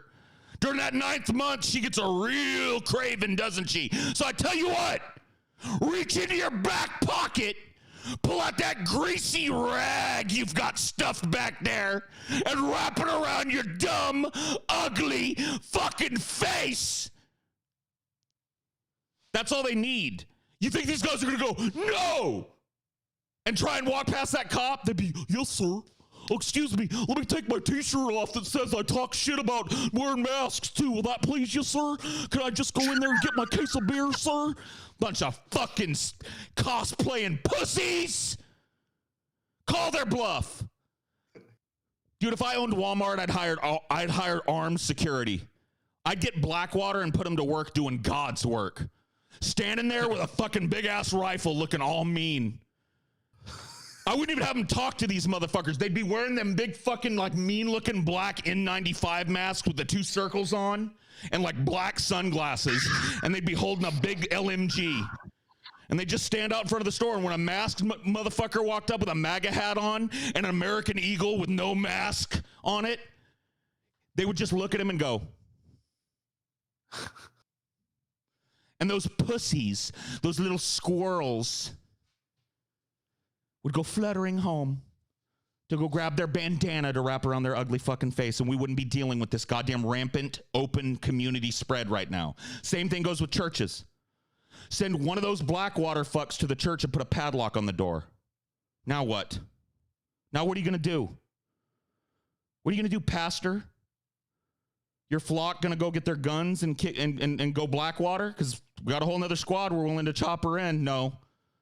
These pussies are going to go home and do a Zoom church meeting and pretend there's a Jesus over Zoom instead of sitting in a fucking big plague rat infestation. These dumb motherfuckers just need a little bit of the... Everett True had it right back in fucking 1912. Oh, what are you doing there, Everett True? Scared of a little bit of the flu? Did Everett True put up with that shit for like he didn't even answer him until he punched him in the face. He fucking Bwop! necked him. Whop! And then like, nope, not afraid of the flu, just dumb fucks like you. And then like my Everett True would whip his big old fucking dick out and piss all over the guy. Paul, you need to fucking. You. Paul needs to get the rights to the Everett True character and bring that motherfucker to the screen because I think that it's time for an Everett True fucking comeback. All these fucking bluff calling fucking patriots that are all fucking like, oh yeah, come and take it. Send somebody to take it and see what they do. 99.9% of the time, oh yes, sir. I'll put my mask on. I'll wear it. You know what, sir? I'll tell you what, even when I'm home and loading the groceries, I'll leave it on until I'm inside the house. Yes, sir. Yes, sir. You can follow me if you want. Yes, sir. Pussies. Pussies! These are people that feel like they have no fucking control in their life. So when the government tells them put a mask on, this is how they get control. No! They're like a kindergartner. They're like when you start to individuate around 5 or 6 and you learn that no exists, and all of a sudden everything out of their mouth is no. Go to bed. No. This is the adult equivalent of that. Fuck these people. You don't even have to point the gun at them. Just put somebody with a gun on their hip to go. 99.9% of these pussies turn around, go back to their trucks, get their bandanas, and shop like normal people. Guaranteed. That's all it takes. Where the fucking cops at? Where the fucking pigs at when we need them? Oinking down donuts and looking for black people to shoot in the back? Where they at? Yeah, that Kneeling sounds on good. people? Kneeling on people in the streets and gaffling up the wrong fucking address with a bunch of bullets? Just put these fucking get them a bar stool too. I tell you what, I'll make a deal with you, you fucking donut munching fucks. We'll put a bar stool out there so your big fat ass can just sit with your gun in your lap and go, nope, put your mask on. That's it. You're like a Walmart greeter now. Same paycheck. Nope, can't show up for that. Nowhere to be found to enforce the law when it comes to protecting actual time when we need them to protect us.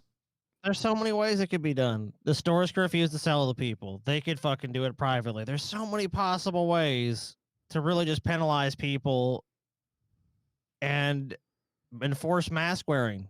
And it's like every place it's just like, no, it's too much of an inconvenience to put this whole thing on your face. It's like, it's not really though. It's like, I can understand if it was like this totally life-altering experience to wear a mask, but it's not. Is it fun? Is it wonderful? If I'm running in circles, Ben one, I'm sorry. This type of fucking childlike behavior from adults, people that I know that are fucking intellectual cowards and in real life cowards that wouldn't even give the stink eye to a cop, let alone fucking defy a cop who told them no, put a mask on, talk all this shit and encourage other people to just walk around maskless. It pisses me off, bro. I'm sorry. It's not just taking a stand on themselves. That they could be symptomatic with a disease and spreading it to people. So it's not like it's a harmless little activity they're doing. Like, oh, I'm in protest of this. Like, I'm going to stand outside the store without a mask on.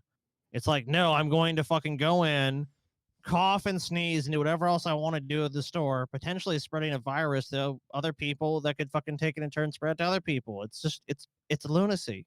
It doesn't make sense. If there's any measure you can take to prevent that, you should take that measure. That's all wearing a mask is.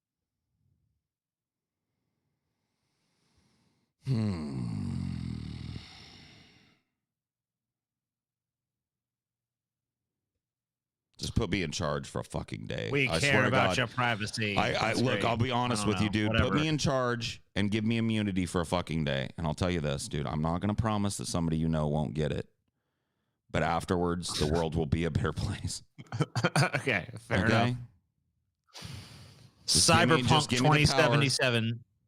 Sorry, Paul. No, go ahead. I'll give it to you. I'll give it to you as soon as I can. I mean, I don't know. I haven't got it yet. If I get it, I'll give it to you. We don't have many stories left, so you got time to rant if you want to fucking do your little rant. This is another rant here. Cyberpunk 2077 speedrunners have raced to have sex in under 11 minutes. That's impressive. I think Now it's that kind of sad Cyberpunk- that it takes 11 minutes of gameplay to get to the Yeah, fucking like what the fuck? at the should be like fastest. This game 2 should minutes just the fucking character design screen where you're just fucking picking your character. The character should already be fucking as you're By selecting the way, their attribute. I've been playing this and I had my first fuck already.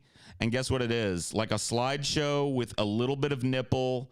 And it's like a first person of the girl from, you know, like her face when you're on top and then her kind of riding you a little bit. And it's like very brief, like, and then you never see any dick, you never see any pussy, there's no erection, there's no cum shot, there's no sex really. It's just like, it's basically like a PG-13 movie. There's a little bit of nip slip, a little bit of butt, and that's it. And then there's some like techno music, some like hardcore cyberpunk techno music that plays while it's happening because it's real energetic sex, you know? It's like Mass Effect sex, yeah. Have you been able to achieve sex in this game in under 11 minutes? No, now? it took me a while to fuck my first victim in Oh, your Cyberpunk. first victim? Oh, shit. What? I was It's thinking a first love role-playing- interest. You're like first victim. I was It's like, a whoa, role-playing okay. universe. I get didn't it. look. She consented. I just lied Hey, to Paul, get what I lied to get the mean, pussy. I don't know what it says about you and your choices in life, Paul. I've but got you know, another given one a world lined where up. You have no consequences. You choose to be a rapist. So I've got just another leave one it lined at up that I've been lying to, that. Scotty. Leave it at that, Paul. Yeah, okay. There's this other runner, this other net runner chick in Cyberpunk, right? That she's like a nomad or where she lives outside the city. And dude, I've been lying my ass off to her, telling her that I believe what she believes because I thought like, I bet I could fuck this chick in this game. And so instead of telling her the truth, like, you're fucking stupid. I don't care about what you care about. Your gang is a bunch of fucking people that I could kill in 5 seconds. I don't care about you. Your car is ugly. She loves her car. She's all obsessed with her car. And then finally she gets her car back and it pulls up and you're just like, ugh.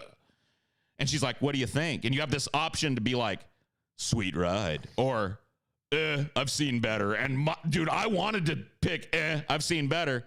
But I chatted her up. I was like, sweet ride. And she's like, thanks. And I'm like, yep, gonna poke it. It's just the way it is. Did Gonna you? poke it.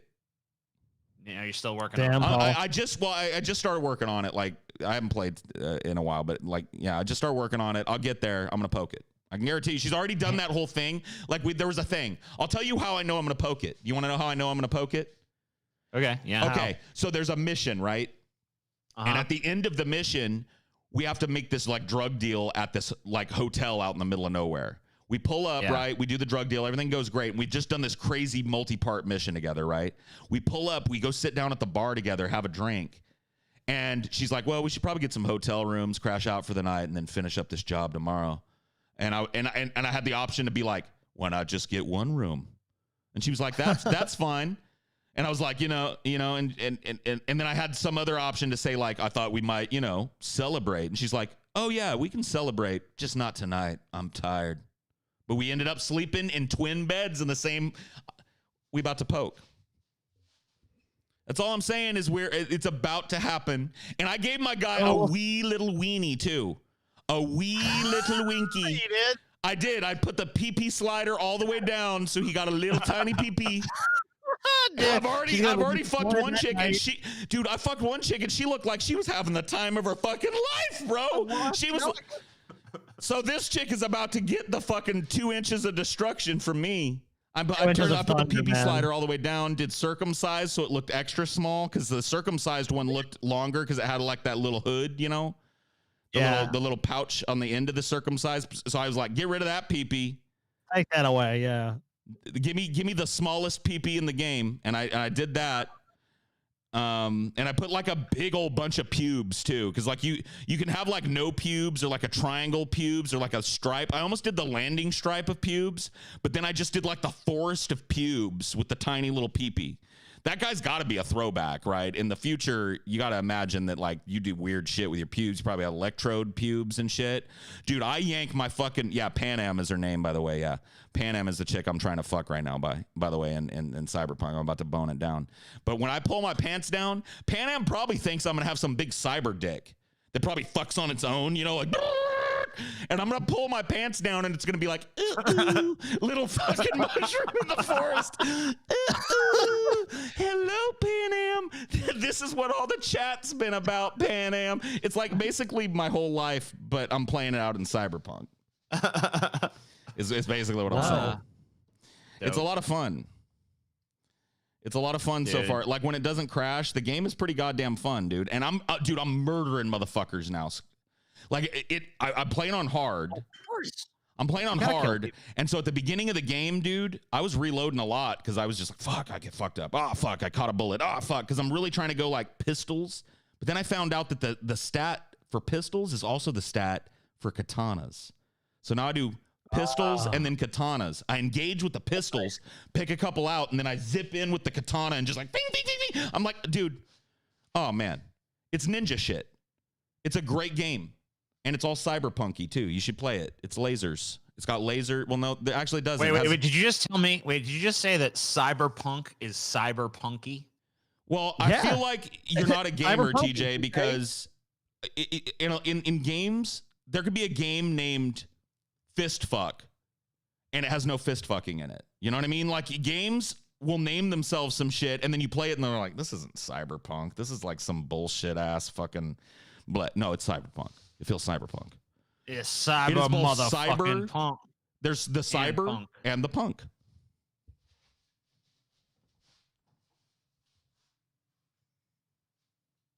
What's going on here? Oh, who's spreading misinformation? Just ban them. Yeah, sure, at Chelsea the Imp, but that doesn't stop me from not wearing a mask. Everyone should realize that literally hurting their lungs wearing restrictive cloth. Just ban that fucker. Yeah. Ban him. Don't. Okay. Yeah, okay. He can continue to be a fucking patron, but he can't chat anymore. See ya. Yeah, he's not allowed to chat no more. You can still watch us if you want to. Obviously, if you don't want to pay us no more, you don't have to. I mean, yeah, anybody else wants to spread around stupid fucking anti-masker shit in the chat? Like, this ain't the place to do it, all right? Keep your mouth shut. Keep that shit on your little fucking 4chan thing or your little fucking Facebook group anti-mask shit. I doubt it's even a sincere comment. Yeah, it's probably fucking troll bullshit anyway. Who cares? I highly doubt troll bullshit is like when you're like spreading around fucking anti-mask shit. It's dangerous. To be stupid, fucking morons. You fell for it. Yeah. I gotcha. Okay. Whatever, man. Whatever. It's like I wouldn't want to represent myself as believing total nonsense, but if that's what they want to do, yeah, that's up to them. Squash the bug. It's not the lava bug. But yeah, no, I actually think that did either of you guys play? So I know you guys played like the new Fallouts, right? So like Fallout 3, Fallout New Vegas, Fallout 4. Yes. Did either of you guys play either the new Deus Ex games, like Deus Ex Mankind Divided or whatever the first one was called, or the original Deus Ex? I watch people play them, like when I hang out with some people, so I've seen the gameplay of Deus Ex, yeah. So the game reminds me of a combination of like a Fallout New Vegas and Deus Ex. In terms of like how you can mod your pistols and how you can like, it feels like Deus Ex in terms of inventory and cyber management and a little bit in the gunplay too. Because I decided to do like a Deus Ex build. Pistols is something that like if you pump in Deus Ex, you go through the whole fucking game with pistols and you're really deadly. Just an echo chamber, eh? Or I mean, at least have some differing opinions, guys. Yep, we're have an some echo differing chamber. Opinions. We're an echo chamber, dipshit. Now get fucking banned. We're an echo chamber. Yeah, we're total fucking. That's different opinions. No, dude. I fucking deal with this shit every fucking day, all day in ideology. People will come in and say the most reprehensible garbage in the chat, and then you ban them, and then somebody comes into White Knight going, "I thought you liked Benjamin speech," and they call me a hypocrite and shit. And I go like, you know what? Yeah, I am a hypocrite. I like freedom of speech, except for here. In my house, I decide what speech is free. All right, this is my little fiefdom. And so you say something that fucking hair lips me, you're gone. And if you're being real dumb, like saying some anti-mask shit, you're gone instantly. So I don't see, like, I don't care. See, the thing is like not everybody pays that comes into these. Some people share links. Not only that, but like, this is not it's not a matter of opinion. The dude No, was it isn't. saying shit that's just outright not true. Fuck him. This is not. Yeah, He's that's kind of- the issue. Have you ever heard the And we're fucking? not gonna debate him. He's not like, what is he, an anti-mask fucking expert? It's an come on, anti-mask So the idiot. dude that was initially Another banned was a guy that was mask literally expert. saying that like the mask, if you're wearing a mask, like will damage your lungs, which is just not fucking I true. mean, yeah, citation fucking needed. Where are It's you absurd. reading this information? Where you? I mean, like, come on. Totally It's absurd. not Patently opinions, absurd. so fuck you. Nobody's Third telling argument. you, like, it might maybe some of those things that people say about lower oxygen blood levels and shit is true if you're wearing a mask literally all fucking day, and they need to work on a more breathable mask for people who have to wear them at work. But if all you're having to do is slap a fucking bandana around your face before you walk into the Walmart, you're not losing your blood oxygen there, Bessie. You'll be able to get your 10 quarts of ice cream and your 12 packs of Twinkies and your 224 packs of Miller Lite and take them home. I guarantee you your blood levels won't drop too low. Just wrap My it blood around your sugar's big old plummeting. chonking face. Probably have to tie 2 of them together, 2 bandanas, tie them together at the corners and wrap that whole thing around that big hog of a fucking head of yours. And go do your shopping, dipshit. And if you can't adult that hard, you're too dumb to chat anywhere that I fucking do a show. That's it. You get one chance with me. You come in here, you say anti-mask shit. I watched Chelsea fucking warn your dumb ass. Stop spreading misinformation. She was doing it back and forth with your ass. Next time I see it, you're gone. How about that? You're lucky you got Chelsea and not me. Because your dumb ass would have been gone immediately. I'll steal 5 minutes of your time all day, every day. It takes me 1 second to ban your dumb fucking ass. It takes you at least 5 minutes to go create a new Google account and link it and come back in. I'll steal your time all day, motherfucker. You want to play it? 1 second for 5 minutes sounds like a pretty good trade, motherfucker. Come on down, anti-mask, motherfucker. Yeah, see, you can call me salty all you want. I am salty as fuck, but you come in here He is spreading salty Paul. Come on, we talking knew he was gonna get dumbass salty. anti-scientific shit. That's Salty the truth. Paul's the best Paul, though. That's the truth. Whatever, man. Yeah, Paul's pissed. I mean, but you know what? It's because he's hearing some stupid ass shit. If you come up to somebody and say some stupid ass shit to them, it doesn't matter what stupid ass shit it is. The reason this shit is so bad is why because the of fuck these you dumb why are you fucks. talking this shit to me? Why are you talking this shit to me? Like, I don't care. You're fucking dumb. Go the fuck away. The reason this shit is so bad is because of these dumb fucks. And even if that motherfucker is trolling, there are a million dumb fucks out there just like him on both sides of the aisle, by the way. I don't mean to fucking just besmirch the hillbillies, because I saw a lot of Biden people coughing on each other in the goddamn streets after he was declared winner. Remember that? Yeah! Masks on!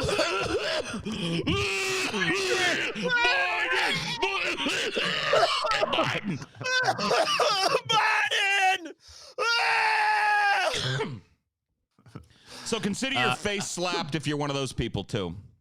Trump makes threats following largest rocket attack on U.S. embassy in Baghdad since 2010. Let's have a war. Let's have a war, guys. have a war.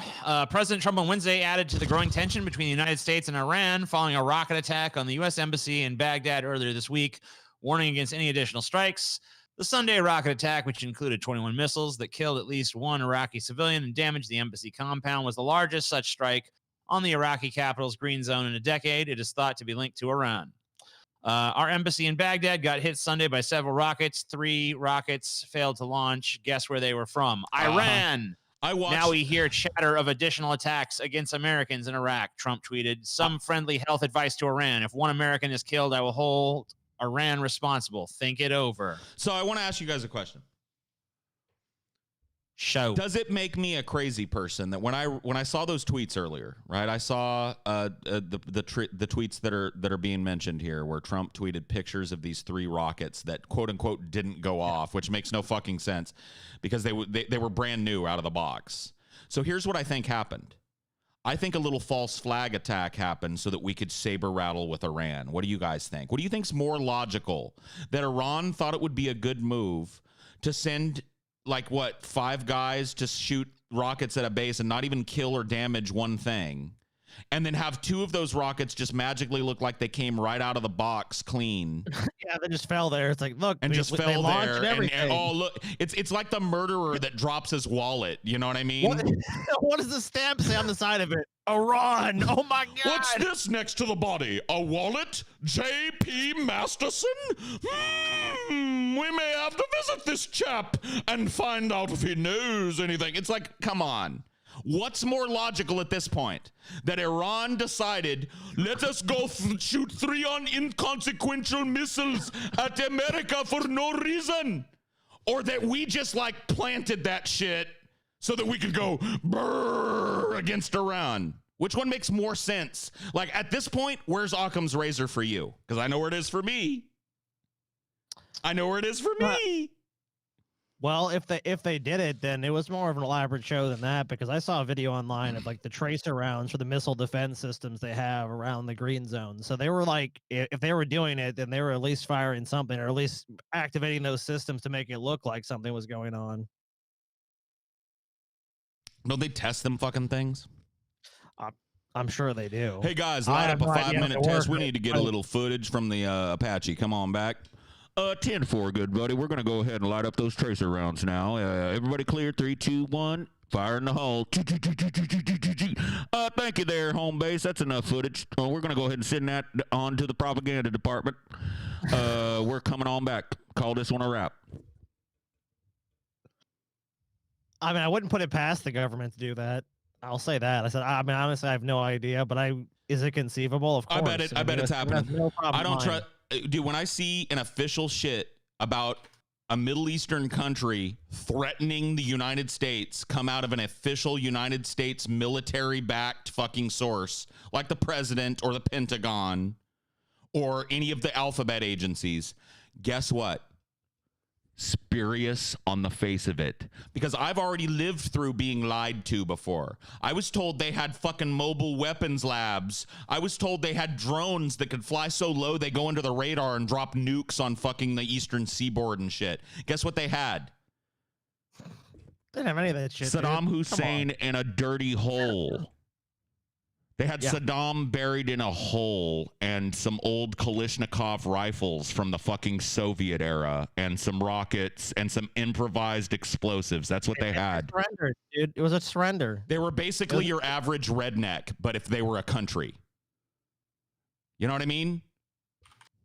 They were not some fucking nuclear superpower that was hiding missiles underneath oil silos. That was another thing that we were told, that underneath some of the oil derricks that he was putting up were actually missile silos. They went and showed basically falsified evidence to the UN, which is like, everyone needs to go to war with us and support the war. This is the chemical weapons manufacturing facility. And then they did a 60 minutes expose on, and they went there and they looked at the satellite image, they looked at the testimony, and basically found what they said was impossible, based on the actual geography of how the building was set up. And like, there's no possible way this could have stored these weapons. There's no way this could have worked. And the U.S. government just flat out lied and said, yeah, this is what's going on. So, comme si, comme ça, when it comes to one of these little underarmed countries that only have weapons because we probably armed them at some time in the past, doing something threatening to us, I immediately believe that that didn't happen and that we somehow either facilitated it or allowed it to happen so that we could test the waters and see how the American people feel about another invasion. And that's exactly what's happening right here. I guarantee you those go look at those missiles. Can you pull up Trump's tweet for us, TJ? Tell me those are misfires, Scotty. You know a little bit about ordnance and guns and shit. Look at Trump's tweets and tell me these are rockets that were fired like from a mile away and landed in the base and didn't go off, okay? Well, I have no expertise in it, but I'll give you my opinion. I don't either, but I just want you to tell me what you think would happen to a piece of metal like that if it flew all the way through the air after being launched as a rocket launcher. Would it look like this piece of metal? Where's Trump's shit? I don't know. There it is. Something. There you go. Do those look like they fell in the base, or do they look like something that was maybe seized in a raid years ago that was used as what does this prove?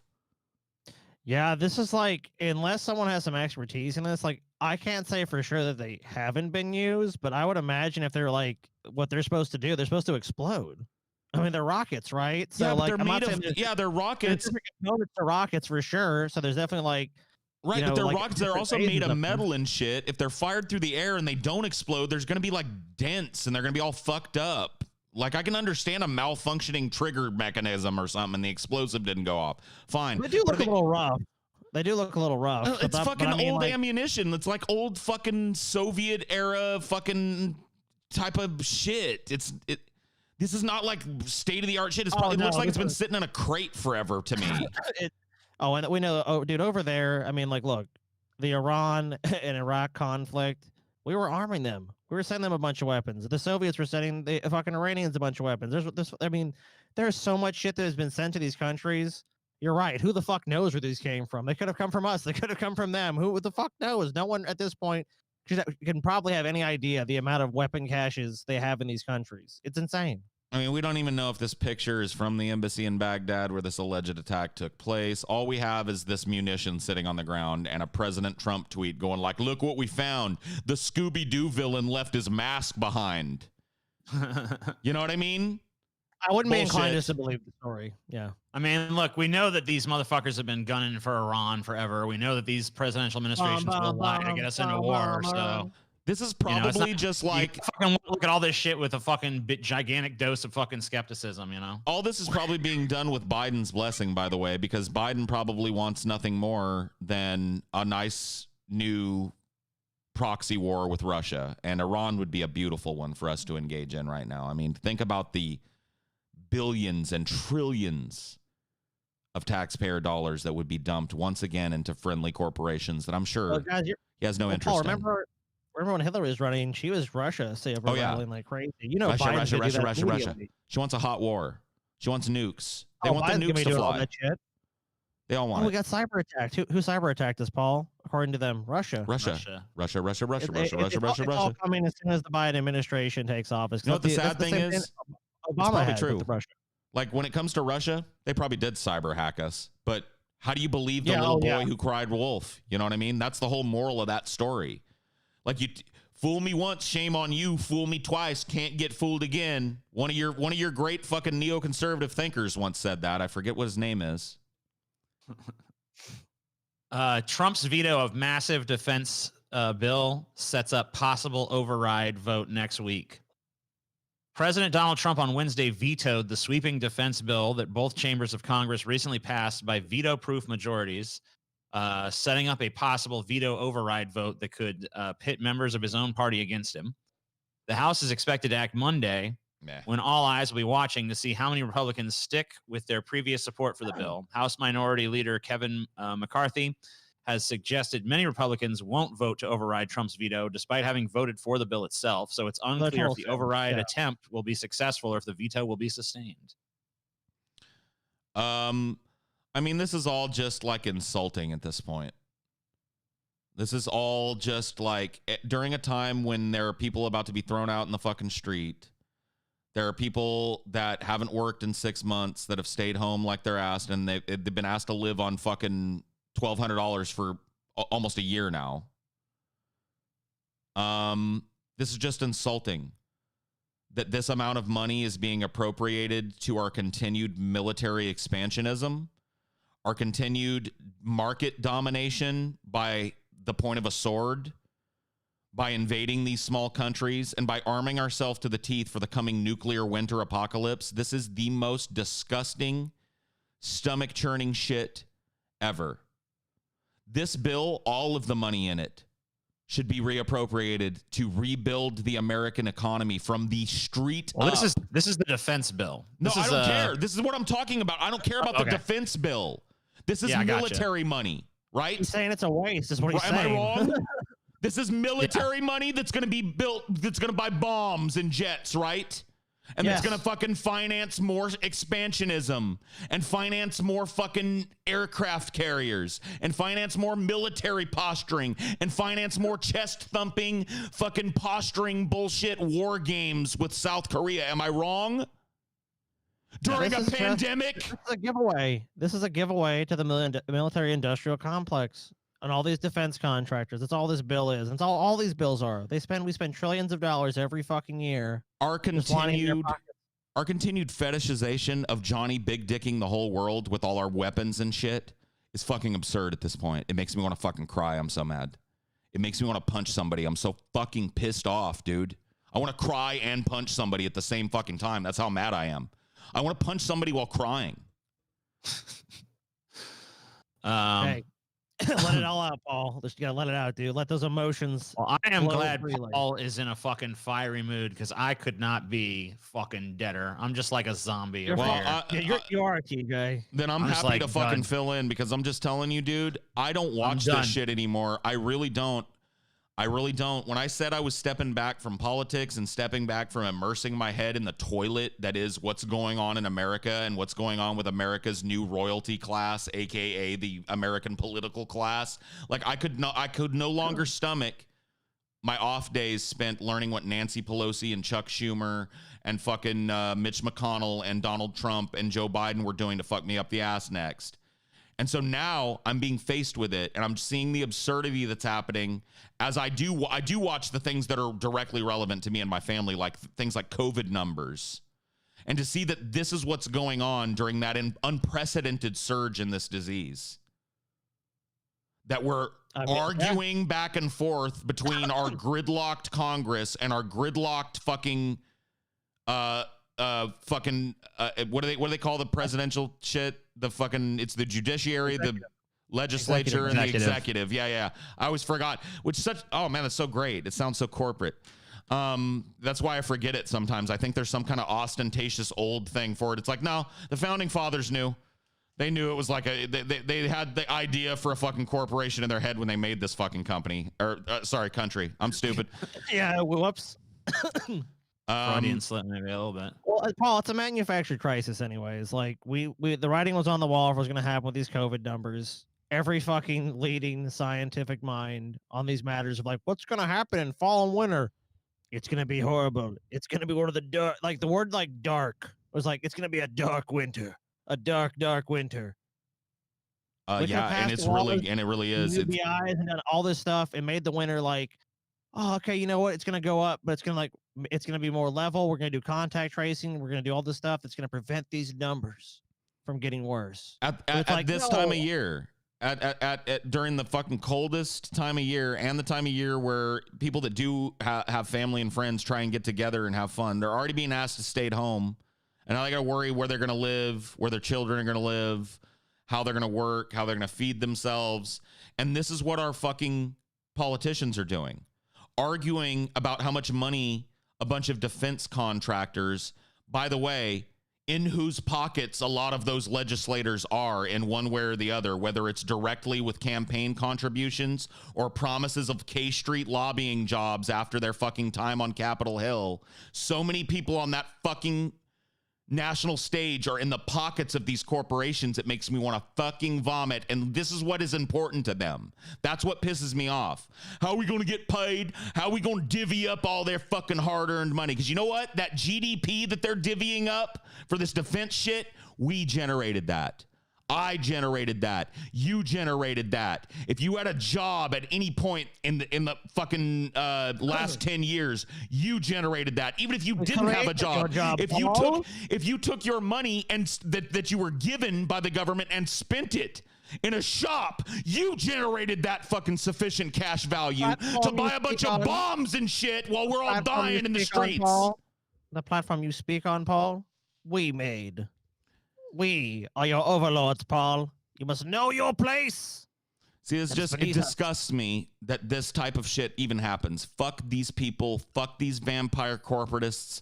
Fuck engaging in their little game. Why would they care? Fuck walking into their little menagerie every 4 years and pulling the lever and pretending I'm doing most something. People got elected. They got their golden ticket, dude. They got got their they got a license for corruption. Like people don't understand that. Like when you get elected on a federal level, like you basically get like a corruption card. It's like as long as you don't do these few little things, like directly, obviously taking money from somebody. And it's been that way forever, Scotty. As possible. You've seen Casino. You've seen Casino where he's narrating over the fucking senator, and he's talking about this guy's comp life got bought when he got elected. He doesn't pay for a thing, and the cheapskate walks out with free towels and free soap. You know what I mean? That shit. You know, no, it was a different guy. It was the whale Ichikawa that walked out with the free towels, the guy that spent $1 billion. But no, yeah, this guy, you know, they follow the senator around, and he's got all the chicks, and he's eating at all the restaurants, and he's gambling money. And when he runs out, somebody's there with some money for him. It's just like, that's the politician life. And then there's that, I love that scene too, where fucking the guy walks in there for nepotism. You remember that in Casino where he's like, oh yeah, you think you might consider rehiring Bert? And he's like, I'm sorry, I can't do that. Bert's fucking incompetent. He's fucking, I wouldn't give that guy a fucking my job. Yeah. You know, and then he's just like, we're gonna fuck you. I'm the county commissioner down here, and I'm telling you, we're gonna fuck you. And they do. You know what I mean? I love that movie. But if you want to, like, really, and that movie was made back in the fucking what? Like, early 90s, right? Casino is what we're talking about. So that shows you that this is no new game. Meet the new boss, same as the old boss, which is why I want to shake people when they ask me why I don't participate in the goddamn vote, because it's been that way my whole fucking life and since before. The corporatist won since before I was even born. I mean, Paul, it's been going back, like, that's like human civilization history. Like, it's, no, you're right, but I'm just talking about in this country, the history of the working class being dismantled started before I was fucking born. I was born right at the dying gasp when, yeah, we were still being exploited, we were still being corporatized, but the working person had a voice in this country for a little sliver of time. You know what I mean? We brought home about what they brought home. Now, look at what the American worker brings home versus the top 1% of business owners and CEOs and CFOs and salaried fucking high level fucking hedge fund people. It's a huge gulf. Huge gulf. Yeah, like 600 times more for a CEO. And the CEO doesn't bring that much more value. It's just that they're in control of this business, in which that they get to write with their, with the sign off of Congress, because they lobby, all the rules for their own industry. It's like, how can you fucking lose? Like, it's almost impossible for those. And if they do make bad bets, all they have to do is come to the government and say, like, we made some bad bets. Yep. If we don't get made whole, if we don't get saved, you're fucked. That's exactly what's going to happen again. Like, people don't understand. Back in 2008, all this speculative betting went on, and then the banks all of a sudden were like, uh-oh, we ran out of money at the casino, and if you don't give us a bunch of taxpayer money, we're going to go tits up, and that's going to take the whole economy with it. So basically, at the point of a gun, the taxpayers were extorted to support a bunch of casino gambling that should have been illegal in the first place, that was legislated out of existence and then back into existence by people who are paid by the K Street firms that lobby the body that they used to serve in. By the way, that's how that happened. And now it's happening again. It's happening again, but it's stock buybacks this time. This time it's the buyback bubble. So insane right now. It's the so buyback obviously a bubble. The buyback bubble is real. So many of these giant corporations have purchased back so much of their flagging stock to make it appear in their quarterlies like they're doing good, because now there are no rules against that. There used to be rules that you had to disclose buybacks and disclose this and disclose that in your financial papers that you gave to your they don't even do it anymore. There's no rules governing how much buyback they can do, or if there is, it's been extended or whatever the fuck, because they're just doing these huge buy-ups of their own flagging stock to make it look like it's still healthy, which is what Enron was doing, like laundering its stock through subsidiary corporations to make it look like it was still profitable when it wasn't, and then the bubble burst. And now the country and the global economy is doing the same thing, basically. Watch that documentary, The Smartest Guys in the Room, about the fall of Enron. And that's basically what's happening to us as a country right now. Yeah. I mean, last time it was just real estate. The bubble just moved. It's like, oh my God, real estate. That was so dumb. Now we have to have like some rules about that. I mean, obviously the rules they've been passed are kind of a joke, but like, there's actually at least because of that, obviously depression we went through with housing. I mean, housing prices in some areas dropped like 80%, and the stock market is no different. We're eventually going to hit the height of this bubble, or like you said, they're going to go to the casino and like, hey, I'm all out of chips. Oh man. And then people think it's just a bunch of rich assholes are going to lose their money. It's like all these people's retirements, their 401ks, all this shit. they've seen all these massive increases over these years. They're going to see, at least in the short term, like for 4 or 5 years after this, probably like just it's going to be horrible. The last time this bullshit happened, that owner class and the hedge funds and the bankers and stuff, they got like, what was it? How many trillion? Like a $10 trillion or $12 trillion bailout to keep their flagging businesses afloat. They were given 0 interest loans that they nationalized, dude. They got nationalized to a point. They were and like Fannie Mae and Freddie Mac legitimately got nationalized. They had to be.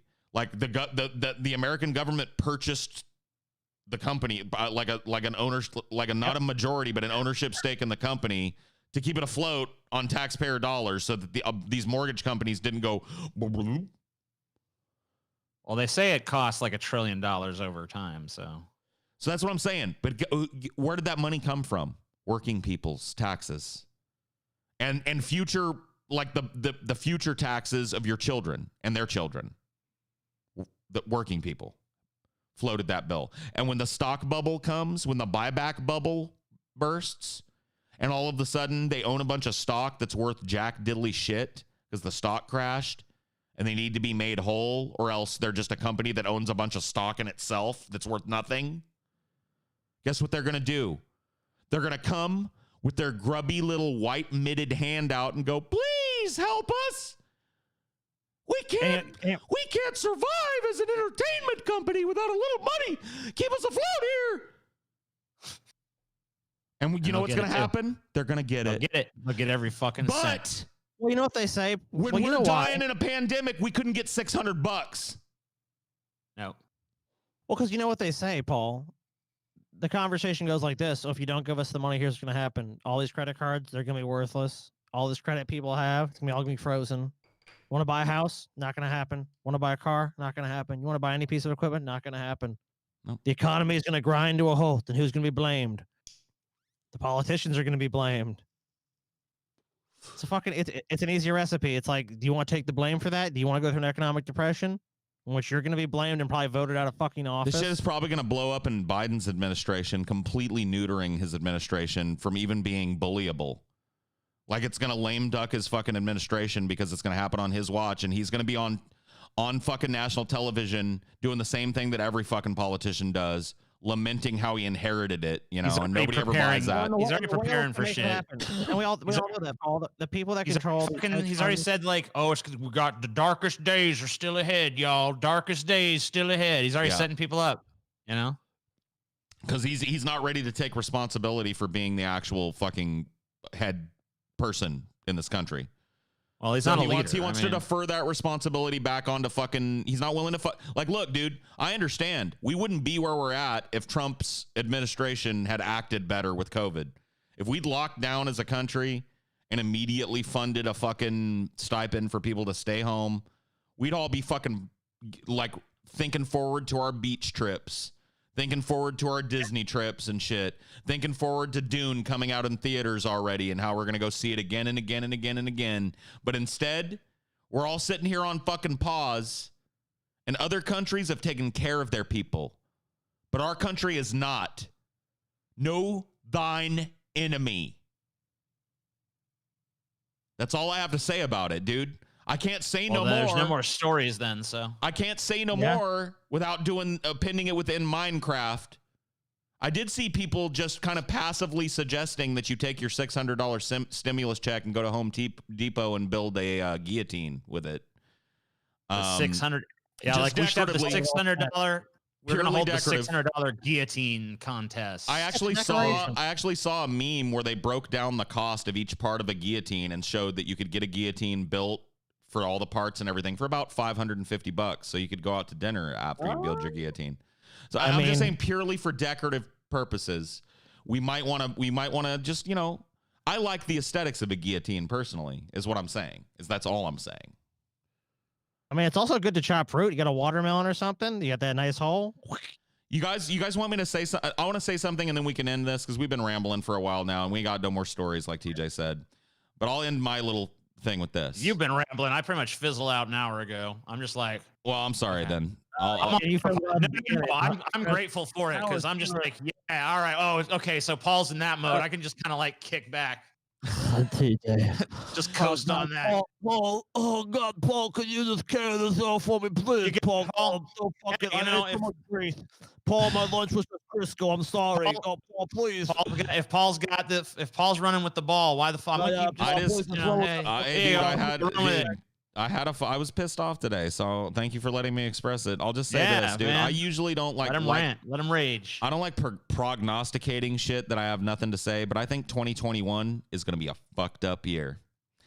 I'm not saying the bottom is falling out or anything, but I'm just saying like everybody at every fucking strata that isn't fucking multimillionaire and above had better sock themselves in for a rough motherfucking 2021, because I do not see things getting better for this country or this planet.